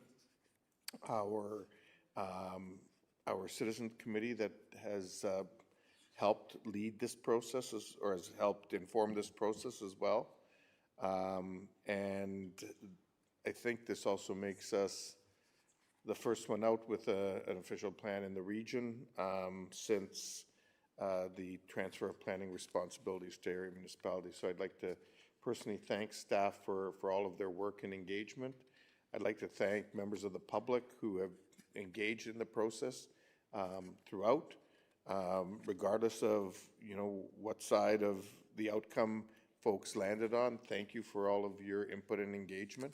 And I think at the end of the day, council's role is to take in all this information from staff, from the public, from the community, and ultimately, come up with, what they feel is the balance of hearing all these inputs and approving a document that'll guide the community. I think it's also important to note that these are living documents, and as time goes on, they will be updated and changed in the future as well, because that's what happens every decade or so in terms of dealing with these things. So thank you, everyone, for all of your work. Thank you, members of the community, for your extensive engagement. Okay. Yes, thank you. We need to go back to Dundee now. And Councillor Stretch, you had an amendment on Dundee? I had an amendment that would make Dundee and the official plan consistent, but it failed with the official plan, so I'm not proposing it be carried forward to the Dundee. Okay. So with that, then on Dundee, Councillor Singh, are you moving the amended recommendation? Yes, moved by myself and seconded by Councillor Chapman. Okay, is there any discussion? All those in favor? Any opposed? That too is carried. Thank you, everyone. We will now move to reports of committees. Heritage Kitchener, Councillor Michaud. Well, thank you. It has been moved by myself and seconded by Councillor Deb Chapman that the reports of Heritage Kitchener from May 5th and June 2nd, 2026 be approved. Thank you. Any discussion? All those in favor? Opposed? That is carried. Councillor Davey. Thank you. It's been moved by myself and seconded by Councillor Ioannidis that these 6 items from Finance and Corporate Services Committee be adopted. Any discussion? All those in favor? Any opposed? That too is carried. Councillor Schneider. It's been moved by myself and Councillor Johnson that the items from the Community Infrastructure Services Committee meeting of May 25th, 26 be approved. Thank you. Any discussion? All those in favor? Any opposed? That is carried. Planning and strategic initiatives, we did Dundee already, right? So balance of planning let's deal with June 1st first. Councillor Singh. Thank you. Balance of the Planning and Strategic Initiatives Committee from June the 1st. Okay. Moved by myself, seconded by Councillor Chapman. Thank you. Is there any discussion? All those in favor? Any opposed? That's carried. Thank you. And then we will deal with the June 29th meeting. So, Mike, please. That's right. Councillor Singh? That's okay. Moved by myself and seconded by Councillor Chapman. Okay, any discussion? All those in favor? Opposed? That is carried. Unfinished business. We'll move into new business. I will just briefly provide a update on the water situation.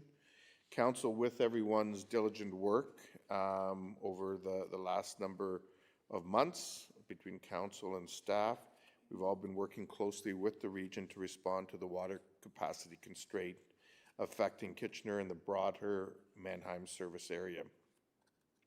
The good news is, as everyone knows from earlier this afternoon, we now have a clear phased plan.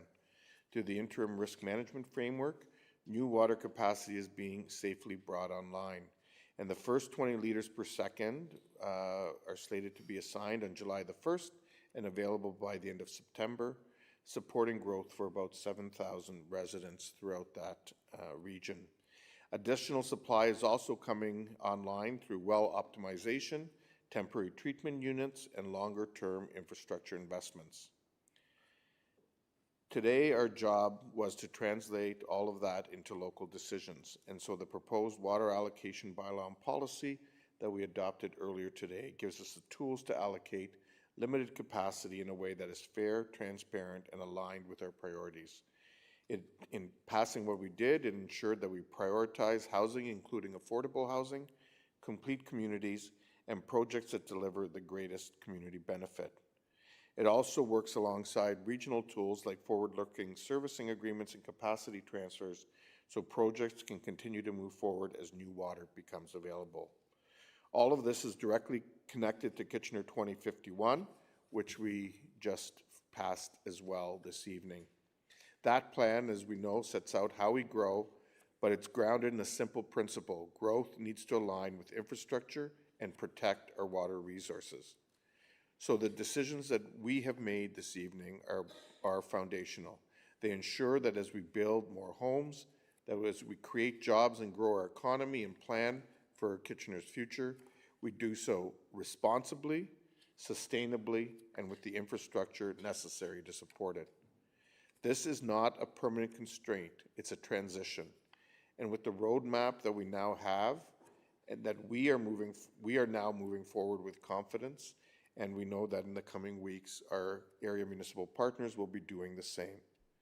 Just want to thank everyone again, as I did earlier this evening, both staff, council, community partners that have worked with us in getting all of this to this point. With that, I'll now move to Councillor Singh's notice of motion. Councillor Singh. Thank you, Mr. Mayor. Do you need me to read the motion or just as it's already printed? You can just read the operative phrases, please.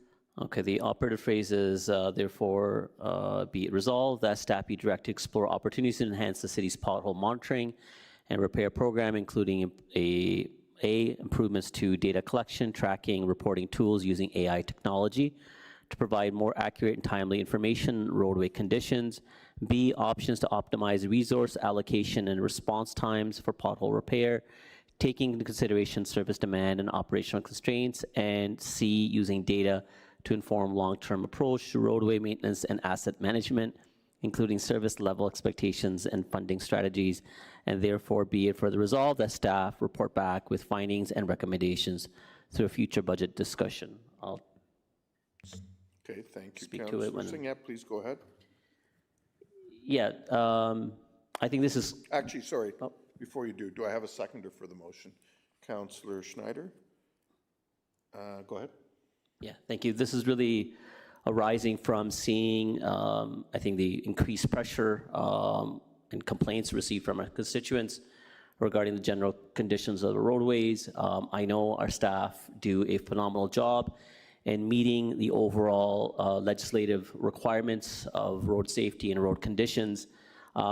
This motion goes further than that. It addresses something that many of us have spoken through council in advocating that we need to be even faster in response in mitigating issues of road disrepair, or more importantly, potholes, especially coming from a harsher winter. This motion addresses I think, mechanism for us to have ongoing data collection beyond what we do already, utilizing different technology resources that could be, I think the motion doesn't go too specifically into detail, but one of the impetus was utilizing our city fleet that's on roadways, using technologies that can get more accurate data, and that way we can be a lot more responsive. This is not brand new. It's being done by other cities as well. We can reference Edmonton, that's a little ahead of us, that is utilizing this format of data collection already. Many of us have pointed out that we need a increased reflection and, I think, importance towards road repair, towards our budget process. That needs to be driven through data, using technology, and especially AI, that can gather data in a more collective basis, and and provide more of a detailed picture of our overall road condition, can help us advance that future budget discussion. So want to thank staff for them to be amenable and looking at a broad way of us to be able to have data collection. And apologies for you guys. You sat here through the whole night, 3.5 hours, to Rosalind and Steve. You sat through the night. So thank you for your collaboration, and look forward to the staff report that'll outline exactly how we'll utilize technology, and more importantly, AI. Okay, thank you, Councillor Singh. We also have Ms. Lusk's report coming up a little later in the meeting. Councillor O'Dooney, you have a question? No, I was just going to put my comments in. Does that come in later? Go ahead. Or can we do that now? Go ahead. Oh, I was just going to thank Councillor Singh for this motion. I think with everything that, with the winter that we went through, the concerns that people have had, I received a lot of messages in reference to this, and it's great that we're looking at more proactive measures to help ensure that this is sorted out. And I do hope we're able to get a great report from staff. So thank you once again for this, and I'll be supporting this motion. Thank you. Councillor Johnson. Thank you, Mr. Mayor, and thank you, Councillor Singh, for this motion. I am very happy to support you in this. And it really made me think of earlier today how during our audit report, we had a conversation around the concrete sidewalk review and the steps that we're doing around service delivery and the lean review around that. Maybe there's some learnings that we can take from that to put into the pothole review as well. I think that there's a lot of correlation to what we talked about earlier today, and if that's okay with Councillor Singh, I think that that would be a good collaboration to look at as we review how we can better be on top of our potholes as they come up. Thank you.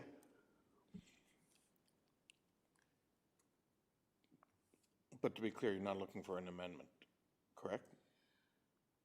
No. Really. I think it's a good, Okay. Yeah. Just wanting to be clear. Councillor Ioannidis. Yeah, thank you, Mayor Urbanovic, and I do like this recommendation.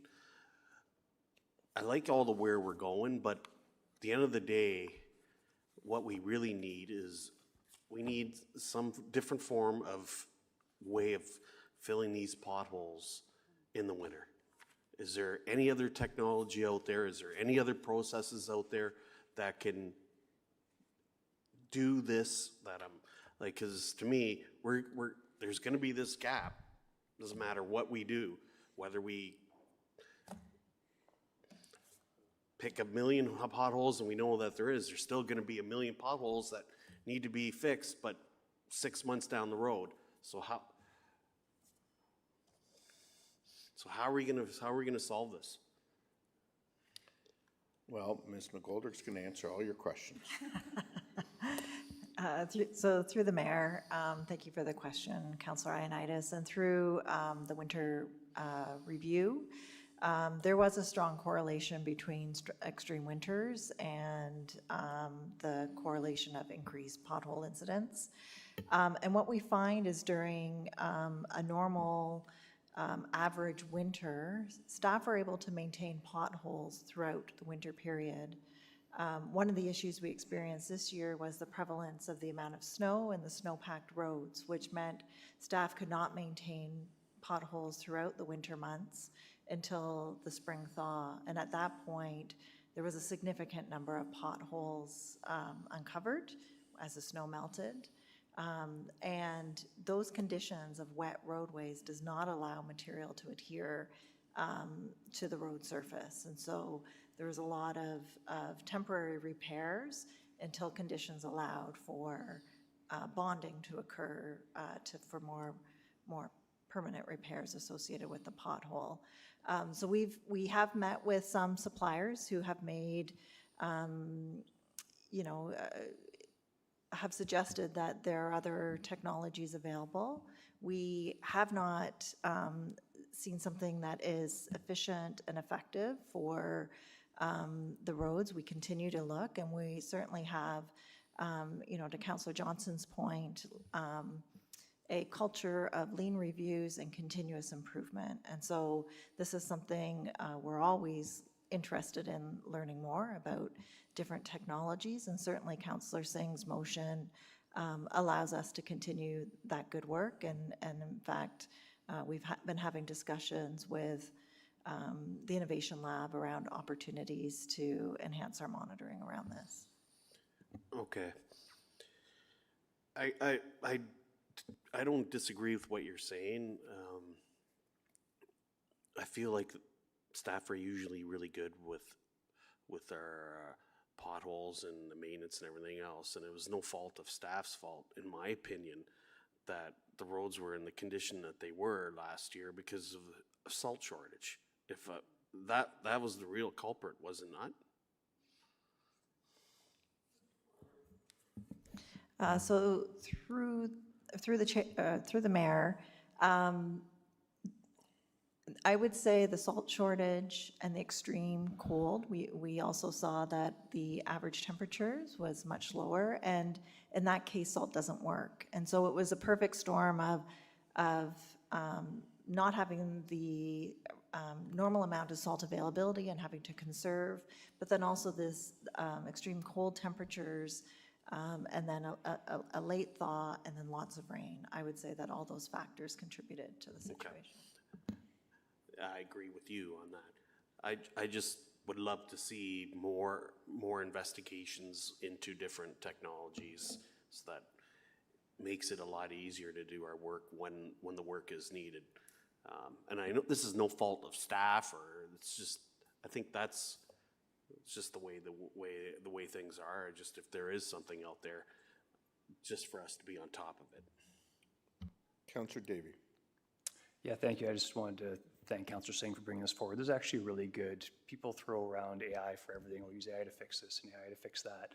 But this is actually a great little bite-sized application. I was actually going to ask staff they're going to be looking at talking with the lab, the Kitchener Innovation Lab, to look at this as well. Because one place where artificial intelligence has really improved a lot, like recently in the last couple of months, is understanding actual images and like what it's looking at, right? So it's not that far of a stretch to imagine the some amount of work is a staff or an automatic camera will have to be able to take a picture of a hole in the road, and automatically from that, the camera will be able to geolocate where it is. It will be able to determine the depth, the width of the hole. You'll be able to know because of the geolocation what the classification of the road is, because we have different legislated timelines for pothole filling based on how heavy the traffic is, how busy the road is. And we should be able to upload that into a database and do prioritization. And that's not, like, the technology is almost there right now. It's just a matter of someone putting it together. So all of that is to say that this is a great little entry point for us to really, I think, explore using artificial intelligence to really make our services better and notify us a lot sooner before people end up with dented fenders and flat tires. Okay, thank you. So the motion has been moved and seconded. There is no further comments. All those in favor? Any opposed? That is carried. Other questions and answers? They're not. Councillor Johnson? Can I make a comment on a previous question and answer that I had? Sure. Thank you. Thank you, Mr. Mayor. I just wanted to say thank you to you and to Regional Council. I have recently heard that the region of Waterloo is going to meet with residents of Moorgate whose housing has been removed from them, and they are going to have 3 meetings with the residents, one in Cambridge, one in Waterloo, and one in Kitchener. And thank you for helping advocate for that at the region, and I hope that we can continue to see a good progression of things for those people there. Thank you. Well, thank you, and thank you for your advocacy on behalf of your constituents. I know that was very much appreciated. So we'll move on then to staff reports. We've already dealt with 11.1. Point A and B. We have C to deal with next. The 24 King East objection of intention to designate.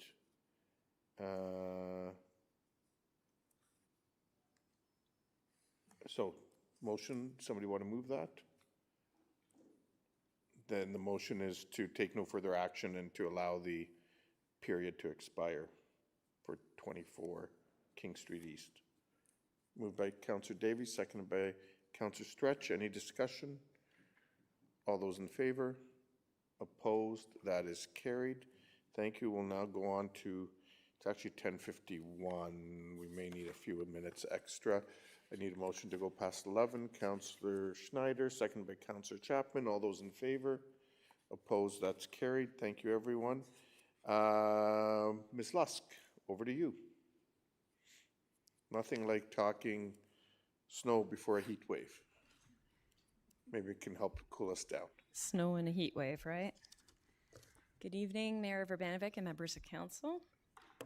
I am pleased to provide you with a 5-minute overview of this year's winter maintenance service review. The staff report provides an update on lessons learned following the back-to-back challenging winter seasons of 2024-2025 and 2025-2026. It also recommends targeted operational improvements to strengthen resilience for future extreme winter conditions when they happen. This report is structured in 2 parts related to key services provided in winter months. Part 1 is winter maintenance of our right-of-way, and Part 2 is pothole response during winter months. After every winter, we do a cross-divisional and cross-departmental debrief to evaluate the previous season's winter maintenance service delivery, looking for improvements where possible. Given we have had 2 back-to-back exceptional winters, this year's debrief carried on from last year's robust review. To provide some context, in Kitchener, according to historical baseline, we typically declare about 5 snow events per winter season. In the winter of 2024-25, we declared 7 snow events, and we declared 10 snow events this past winter. We have determined that the programs are resourced to perform well in typical winters. However, the past 2 consecutive extreme winters created sustained pressure and created learning opportunities to help us better be suited to deliver services under extreme conditions in the future. The review digs into the impacts experienced by the community as well as operational staff. And the main findings included that boulevards became filled more quickly, or the boulevards became filled more quickly, triggering more frequent snow loading. Road width reductions affected traffic flow, visibility, and safety. Sidewalks presented ongoing accessibility challenges for residents, especially those with mobility needs. Parking constraints impact residents and operational response. Residents called for clearer and more timely communication during significant weather events. The report's key finding was that the winter maintenance programs and pothole repair programs delivered by the city's operational teams in parks and cemeteries and roads and traffic are generally better than the base requirements of the legislated O Regulation 239 minimum maintenance standards. The key finding that I'm most proud of is the immense dedication that our staff demonstrated to respond to deliver customer service under sustained pressure. The overall lesson is the core approach to winter maintenance service delivery remains sound, but extreme winters require stronger surge capacity, better coordination tools, and advanced communication protocol. There are 4 main areas for recommended operational improvements. Regarding snow loading, we would like to add surge capacity through the use of contracted support services during peak snow loading periods. This will help us increase geographic response and enhance coordination between parks and cemeteries and roads and traffic. We will review the snow loading prioritization and routing and better communicate to residents when parking restrictions are required to help them plan and allow our crews better access to the snow that needs to be loaded away. In terms of salt supply resilience, we will increase our procurement quantities moving forward rather than relying on the average quantities that have been relied on in the past. We are also going to continue to explore alternate products for de-icing. With respect to those significant weather event processes, we are going to apply lessons learned to improve declaration practices, public communication, and coordination between city departments and our area municipalities and the region of Waterloo.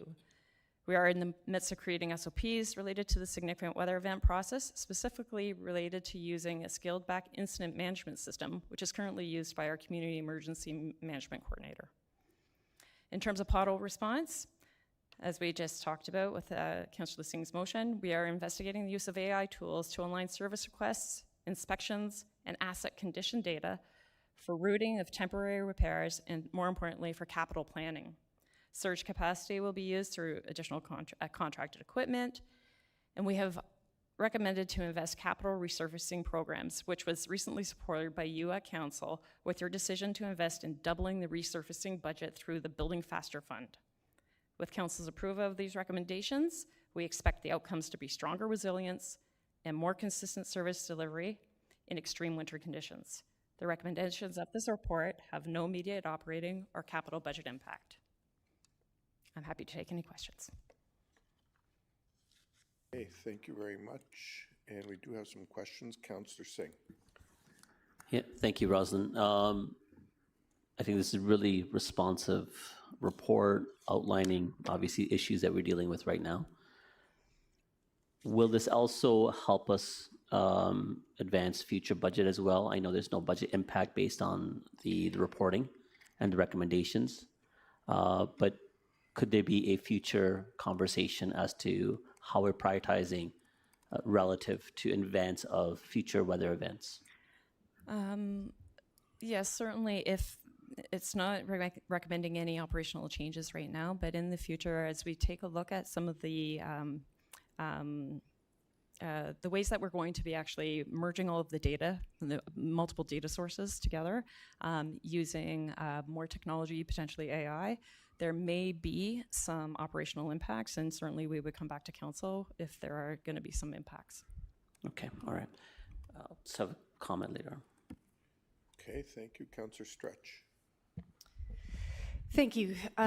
Really great to see this report come back. I was really, really impressed with the, I know this was, not a deep, deep dig, but was really impressed at the level of information that you were able to get. And I just wanted to ask, after completing this report, what was one of your major learnings coming out of this? And is this something, road resurfacing, I understand, our BFF funding can go towards that?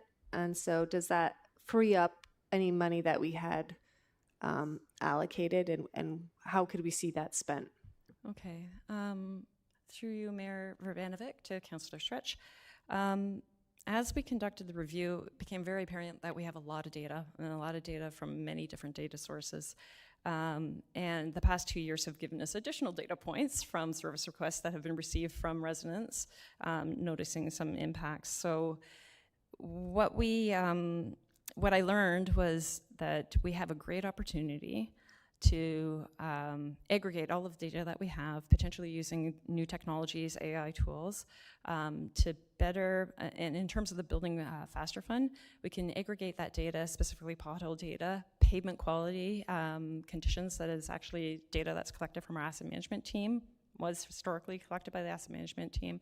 Take that data, take our service requests from pothole complaints, take the mapping and the knowledge of our frontline staff, merge it all together, use some tools, and better direct, and in accordance with the Building Faster Fund, we can better direct our funds to resurfacing areas that we know have repeated potholes over and over again.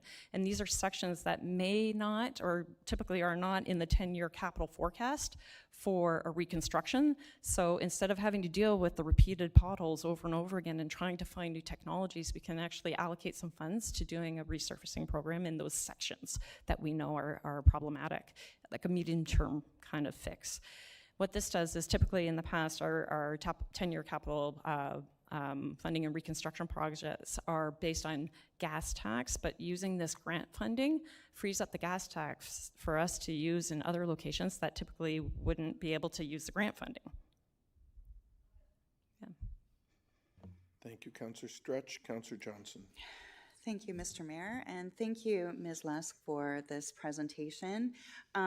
Listen, I know that Ward 8 keeps you very busy. We have 3 main roads, Glasgow, Belmont, and Queens Boulevard, which have cycling lanes, and then with the sidewalks adjacent to them. And I know that I put many residents over to you and your team to answer questions about how we can maybe better coordinate, or try to coordinate at some level, the removal of the clearing of the cycling lanes, and kind of what's happening with the sidewalks at the same time. I know it's frustrating for you and your team. It's frustrating for residents too. Is there a different way of looking at this? Through you, Mayor Urbanovic, to Councillor Johnston. Certainly the report does dig into an evaluation that we have done. I believe you're specifically speaking of curb face sidewalks. Typically where we have bike lanes, we've encroached into the boulevard, so a lot of times we have sidewalks right beside bike lanes. So we have done some evaluation on curb face sidewalks.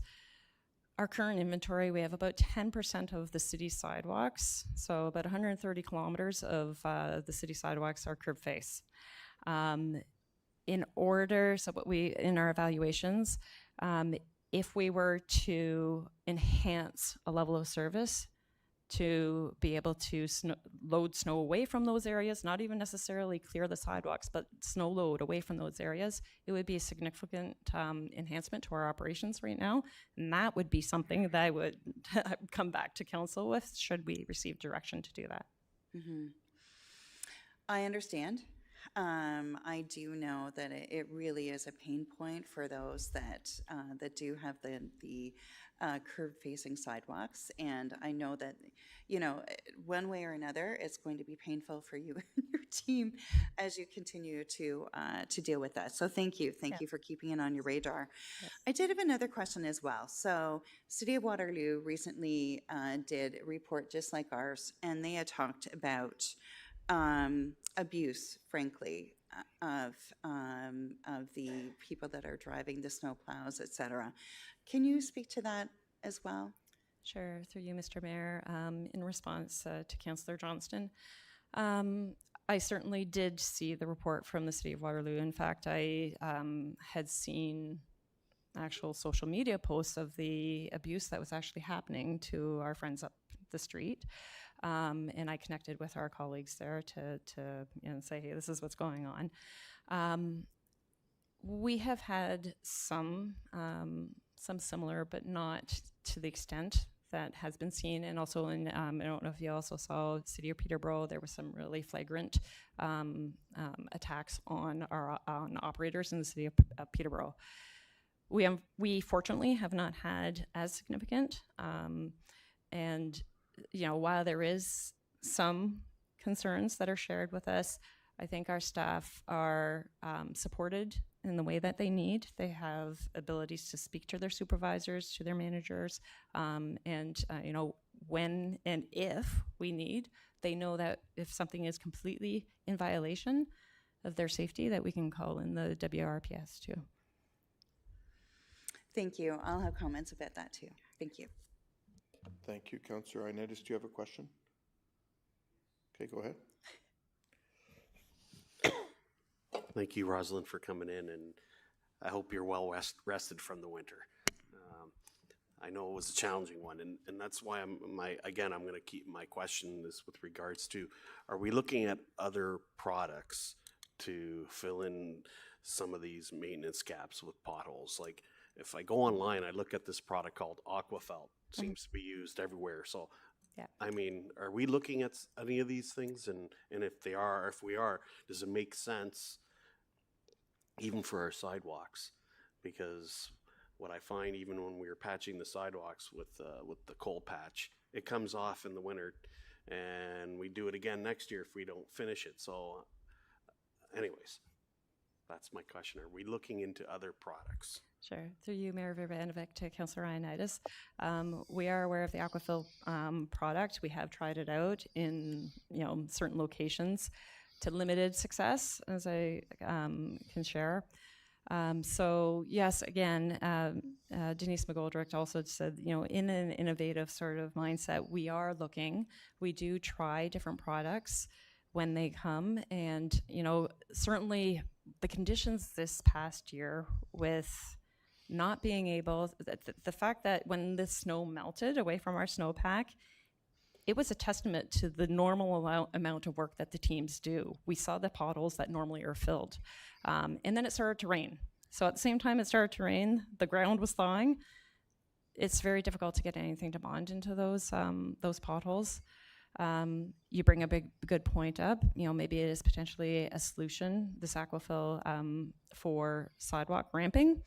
That is something that we haven't used and hadn't thought about that. Okay. Yeah. Great. Thank you. Okay, Councillor Johnson, your comments or question? I have a comment. Okay, I'll come back to you. So Councillor Singh. Just before I ask my comment, do you mind if I ask a good question? No, go ahead. Yeah, I meant to ask this earlier, and I think it's an important point to make as well, especially when we're dealing with an unexpected winter, a lot more severe snow events declared. Our staff, when they're called upon, a lot of them exceed their overtime and they still show up. Can you talk about that? Sure. Through you, Mayor Virbanovic, to Councillor Singh. I did make sure I put a point into the presentation. Overtime is not mandatory for our staff.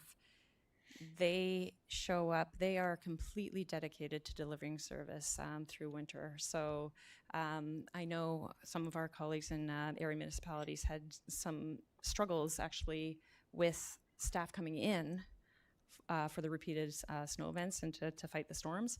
We did not see that. Our staff were champions. They came in, they didn't need to come in. And certainly over the last 2 winters, they had a lot of work.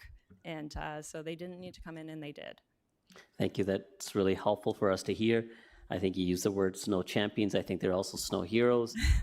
We did have Public Works Week, I think shortly, in May. One of the things I saw was, well attended by the general public, and they were in awe of what our winter operation looks like, the amount of vehicles that are used. And also, I think there were some postcards that were displayed where people were able to write a message in thanking and providing gratitude to all the snow heroes in our operations facility. So it goes to show the contrast, I think, between the Tale of Two Cities of exactly how we deal with winter operations. Nothing is perfect when you're dealing with unpredictable, severe weather patterns, but I think we've done a great job. That's not to say that we don't look at ways to improve, and this is where the compliments that goes to the leadership team and our operations team that are looking at ways to improve something that we do already a good job on. One thing that's clear, the winter is probably one of the most active times where residents feel the most of what they get back for their tax dollars.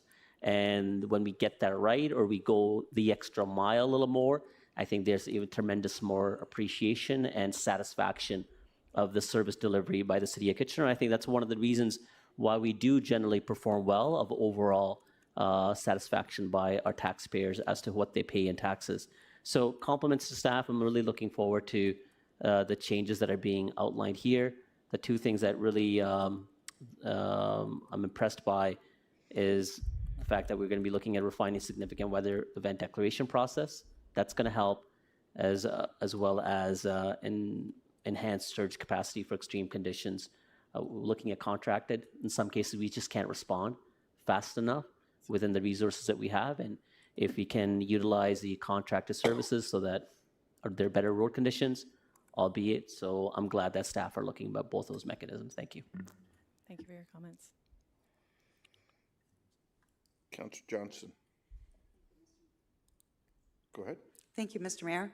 And I just wanted to reiterate a big thank you to you and your team. I mean, coming in and not having to do overtime, but coming in and doing it, being so dedicated to their roles. I don't think that they get enough kudos from the community. I'm happy to hear that we don't have as many issues as Waterloo did, but I'm glad that you're keeping an eye on that, and I think that that is really, really important, and we'll need to continue to monitor that. So just please pass on to them a huge thank you from all of us. Yeah, thank you. Councillor Stretch. I too just really wanted to add my thank you. It was a huge winter and people kept showing up and really put service first. And so I'm just so thankful and wanted to add my voice of thanks. And thanks to you and your team for just creating a culture of service, even when it's really difficult or our constituents aren't really happy to see the snowplow. It is an act of service. So thank you so much. Thank you. Councillor Schneider. Thank you, Mayor. And again, just want to reiterate what everybody has said. The most incredible winter and the most incredible response to it. Everything was unpredictable, but what you could predict was we were going to give good service. And I hope we can do another thank you morning like we were able to do this year. I thought that meant a lot to council to be able to personally meet the people that are doing the snow clearing and give a thanks. So if we could do that again, that would be awesome. Okay. Thanks. Thank you. Thank you, Councillor Schneider. Councillor Michaud. Thank you, and I'm just going to reiterate what everyone else has said, but I'll just add that, years ago, we've had bad winters, and there were, I recall, a lot of complaints from neighbors, and not when I was a councillor, just living in a neighborhood, that, oh, the city doesn't do this, doesn't do that. But this year, and the years past, that number of years, we've had winters like horrid winters, and this year, I didn't hear one complaint about the snow removal problems. Potholes, absolutely, but that's out of our control to some degree. Yes. But as far as clearing the roads on time and getting people able to get out to work, it was really something. So congratulations, and please pass along my thanks to the staff. I will do. Thank you, Councillor Michaud. Okay, those appear to be all the comments. I'll just add my own to also say thank you to you and the team. Without a question, this has been a challenging winter with lots of issues to deal with, from the amount of snow to the salt shortage to dealing with temperature fluctuations, some staffing challenges, everything. And it, I think everybody pulled together and, did person service in terms of getting us through the winter to the point that we can now just sit at our snow dump facility and watch the snow melt on the next 3 days, if there's any left there still. It's not snow. There's no snow left? Well, there is snow there, but it doesn't look like snow. Yeah, it's almost gone. It'll melt. Okay, so with that, there is a motion there. I don't think I have a mover. Moved by Councillor Singh, seconded by Councillor Stretch. Any discussion? All those in favor? Opposed? That's carried. Well done. Thank you. Thank you. We now have alcohol services for special events, moved by Councillor Davies, seconded by Councillor Ioannidis. Any discussion? All those in favor? Oh, Councillor Chapman? Yeah, who's taking my question? Oh.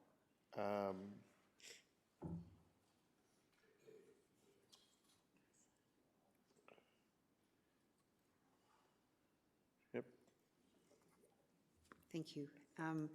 Yeah, I just wondered if there's any effort being put into trying to use, when it comes to the sale of beer in particular, local Kitchener breweries, rather than, a Cambridge brewery, for example. Mr. Dewick? Thank you, Mayor Baranovic. Through the chair, when if this is approved tonight, we will work with the service provider. They'll have likely preferred suppliers, but we have made it very clear within the negotiation process that it's important that we have an opportunity to have a voice in that discussion as well. So depending on if there's a sponsor of a particular event, those doors are open for conversation. Okay, thank you. Okay, any further discussion? All those in favor? Opposed? That's carried. Motion on Accessibility Advisory Committee. Do I have a mover? Moved by Councillor Deneau, seconded by Councillor Davey. Any discussion? Councillor Chapman? Yeah, well, who's going to take my question? You will? Yeah, so I mean, I've spoken to several people, some have approached me, others I've approached, and not everybody's very happy with this, us sort of removing ourselves from GRAC. And I mean, I don't know if anything can be done about it now, but there was even a comment about the concerns of bringing the townships in, like taking the townships out of the GRAC and bringing them into the Kitchener. So maybe you can just speak to that a bit. Mr. May? Yeah, through you, Mr. Mayor. This is really a decision that council made some time ago as a result of what I would say is a couple of decades of significant growth in the city of Kitchener. The reality is that the current model just wasn't allowing us to get enough time to deal with important accessibility issues from Kitchener's perspective. We weren't able to dive into them, get as much feedback and active dialogue as we would have preferred from Kitchener volunteers on the committee. And so by creating our own accessibility committee, we will actually be able to spend a lot more time and effort focused on those issues. And so, as council will recall, you approved the terms of reference for the new committee some time ago. All of the townships have now considered their model. That's not for me to say why those elected bodies chose our committee. But what I would say is that we expect that the amount of support that we will have to provide to them based on our experience is very limited. That they really don't have time-consuming requirements, but we'll help them when they do. So you don't think by having the townships in our accessibility committee that will take away from the Kitchener's needs? No, I mean, Kitchener has really administered this committee for many years, so we have a lot of experience in it. And so we do believe that these townships have such limited requirements, that it won't be a big burden on us, and we will still get the benefit of that dedicated committee where we can dedicate more time to Kitchener accessibility issues. Right. And like I said, I just, you know, the feedback I've received from some of the committee members has not been all that favorable, so it's, and I served on that committee for several years, and it was great. I mean, it was, I thought, you know, the committee members were well versed in what they were doing and, you know, took their role very seriously. So I just wanted to make that known. Thanks.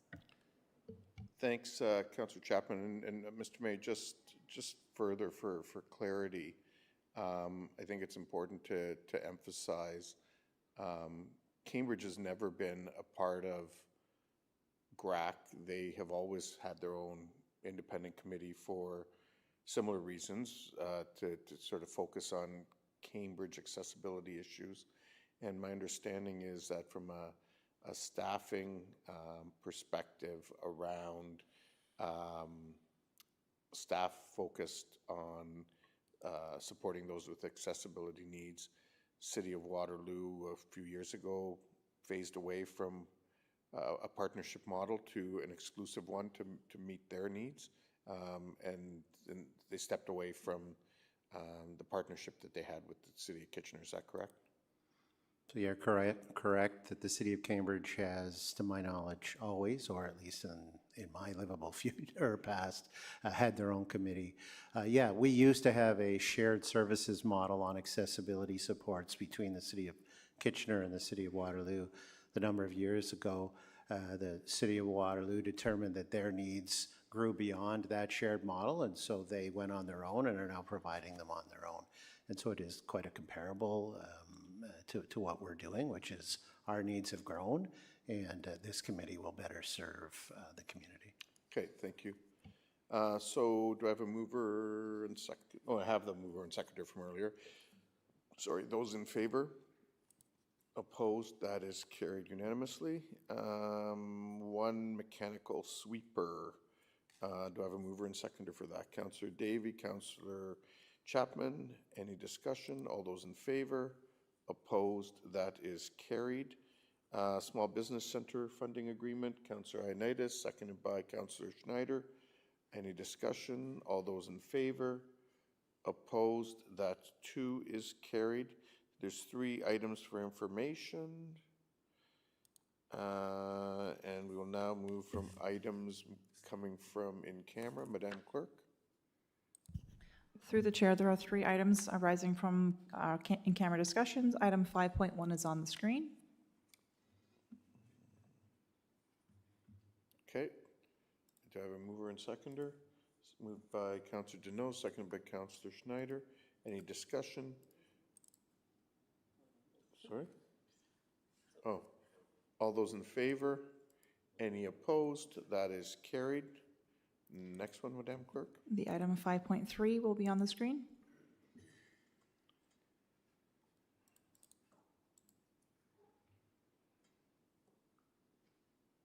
Okay, do I have a mover and seconder? Moved by Councillor Ioannidis, seconded by Councillor Stretch. Any discussion? All those in favor? Opposed? That's carried. And the last one, Madam Clerk? And through the chair, the final item is 5.4. Okay, thank you.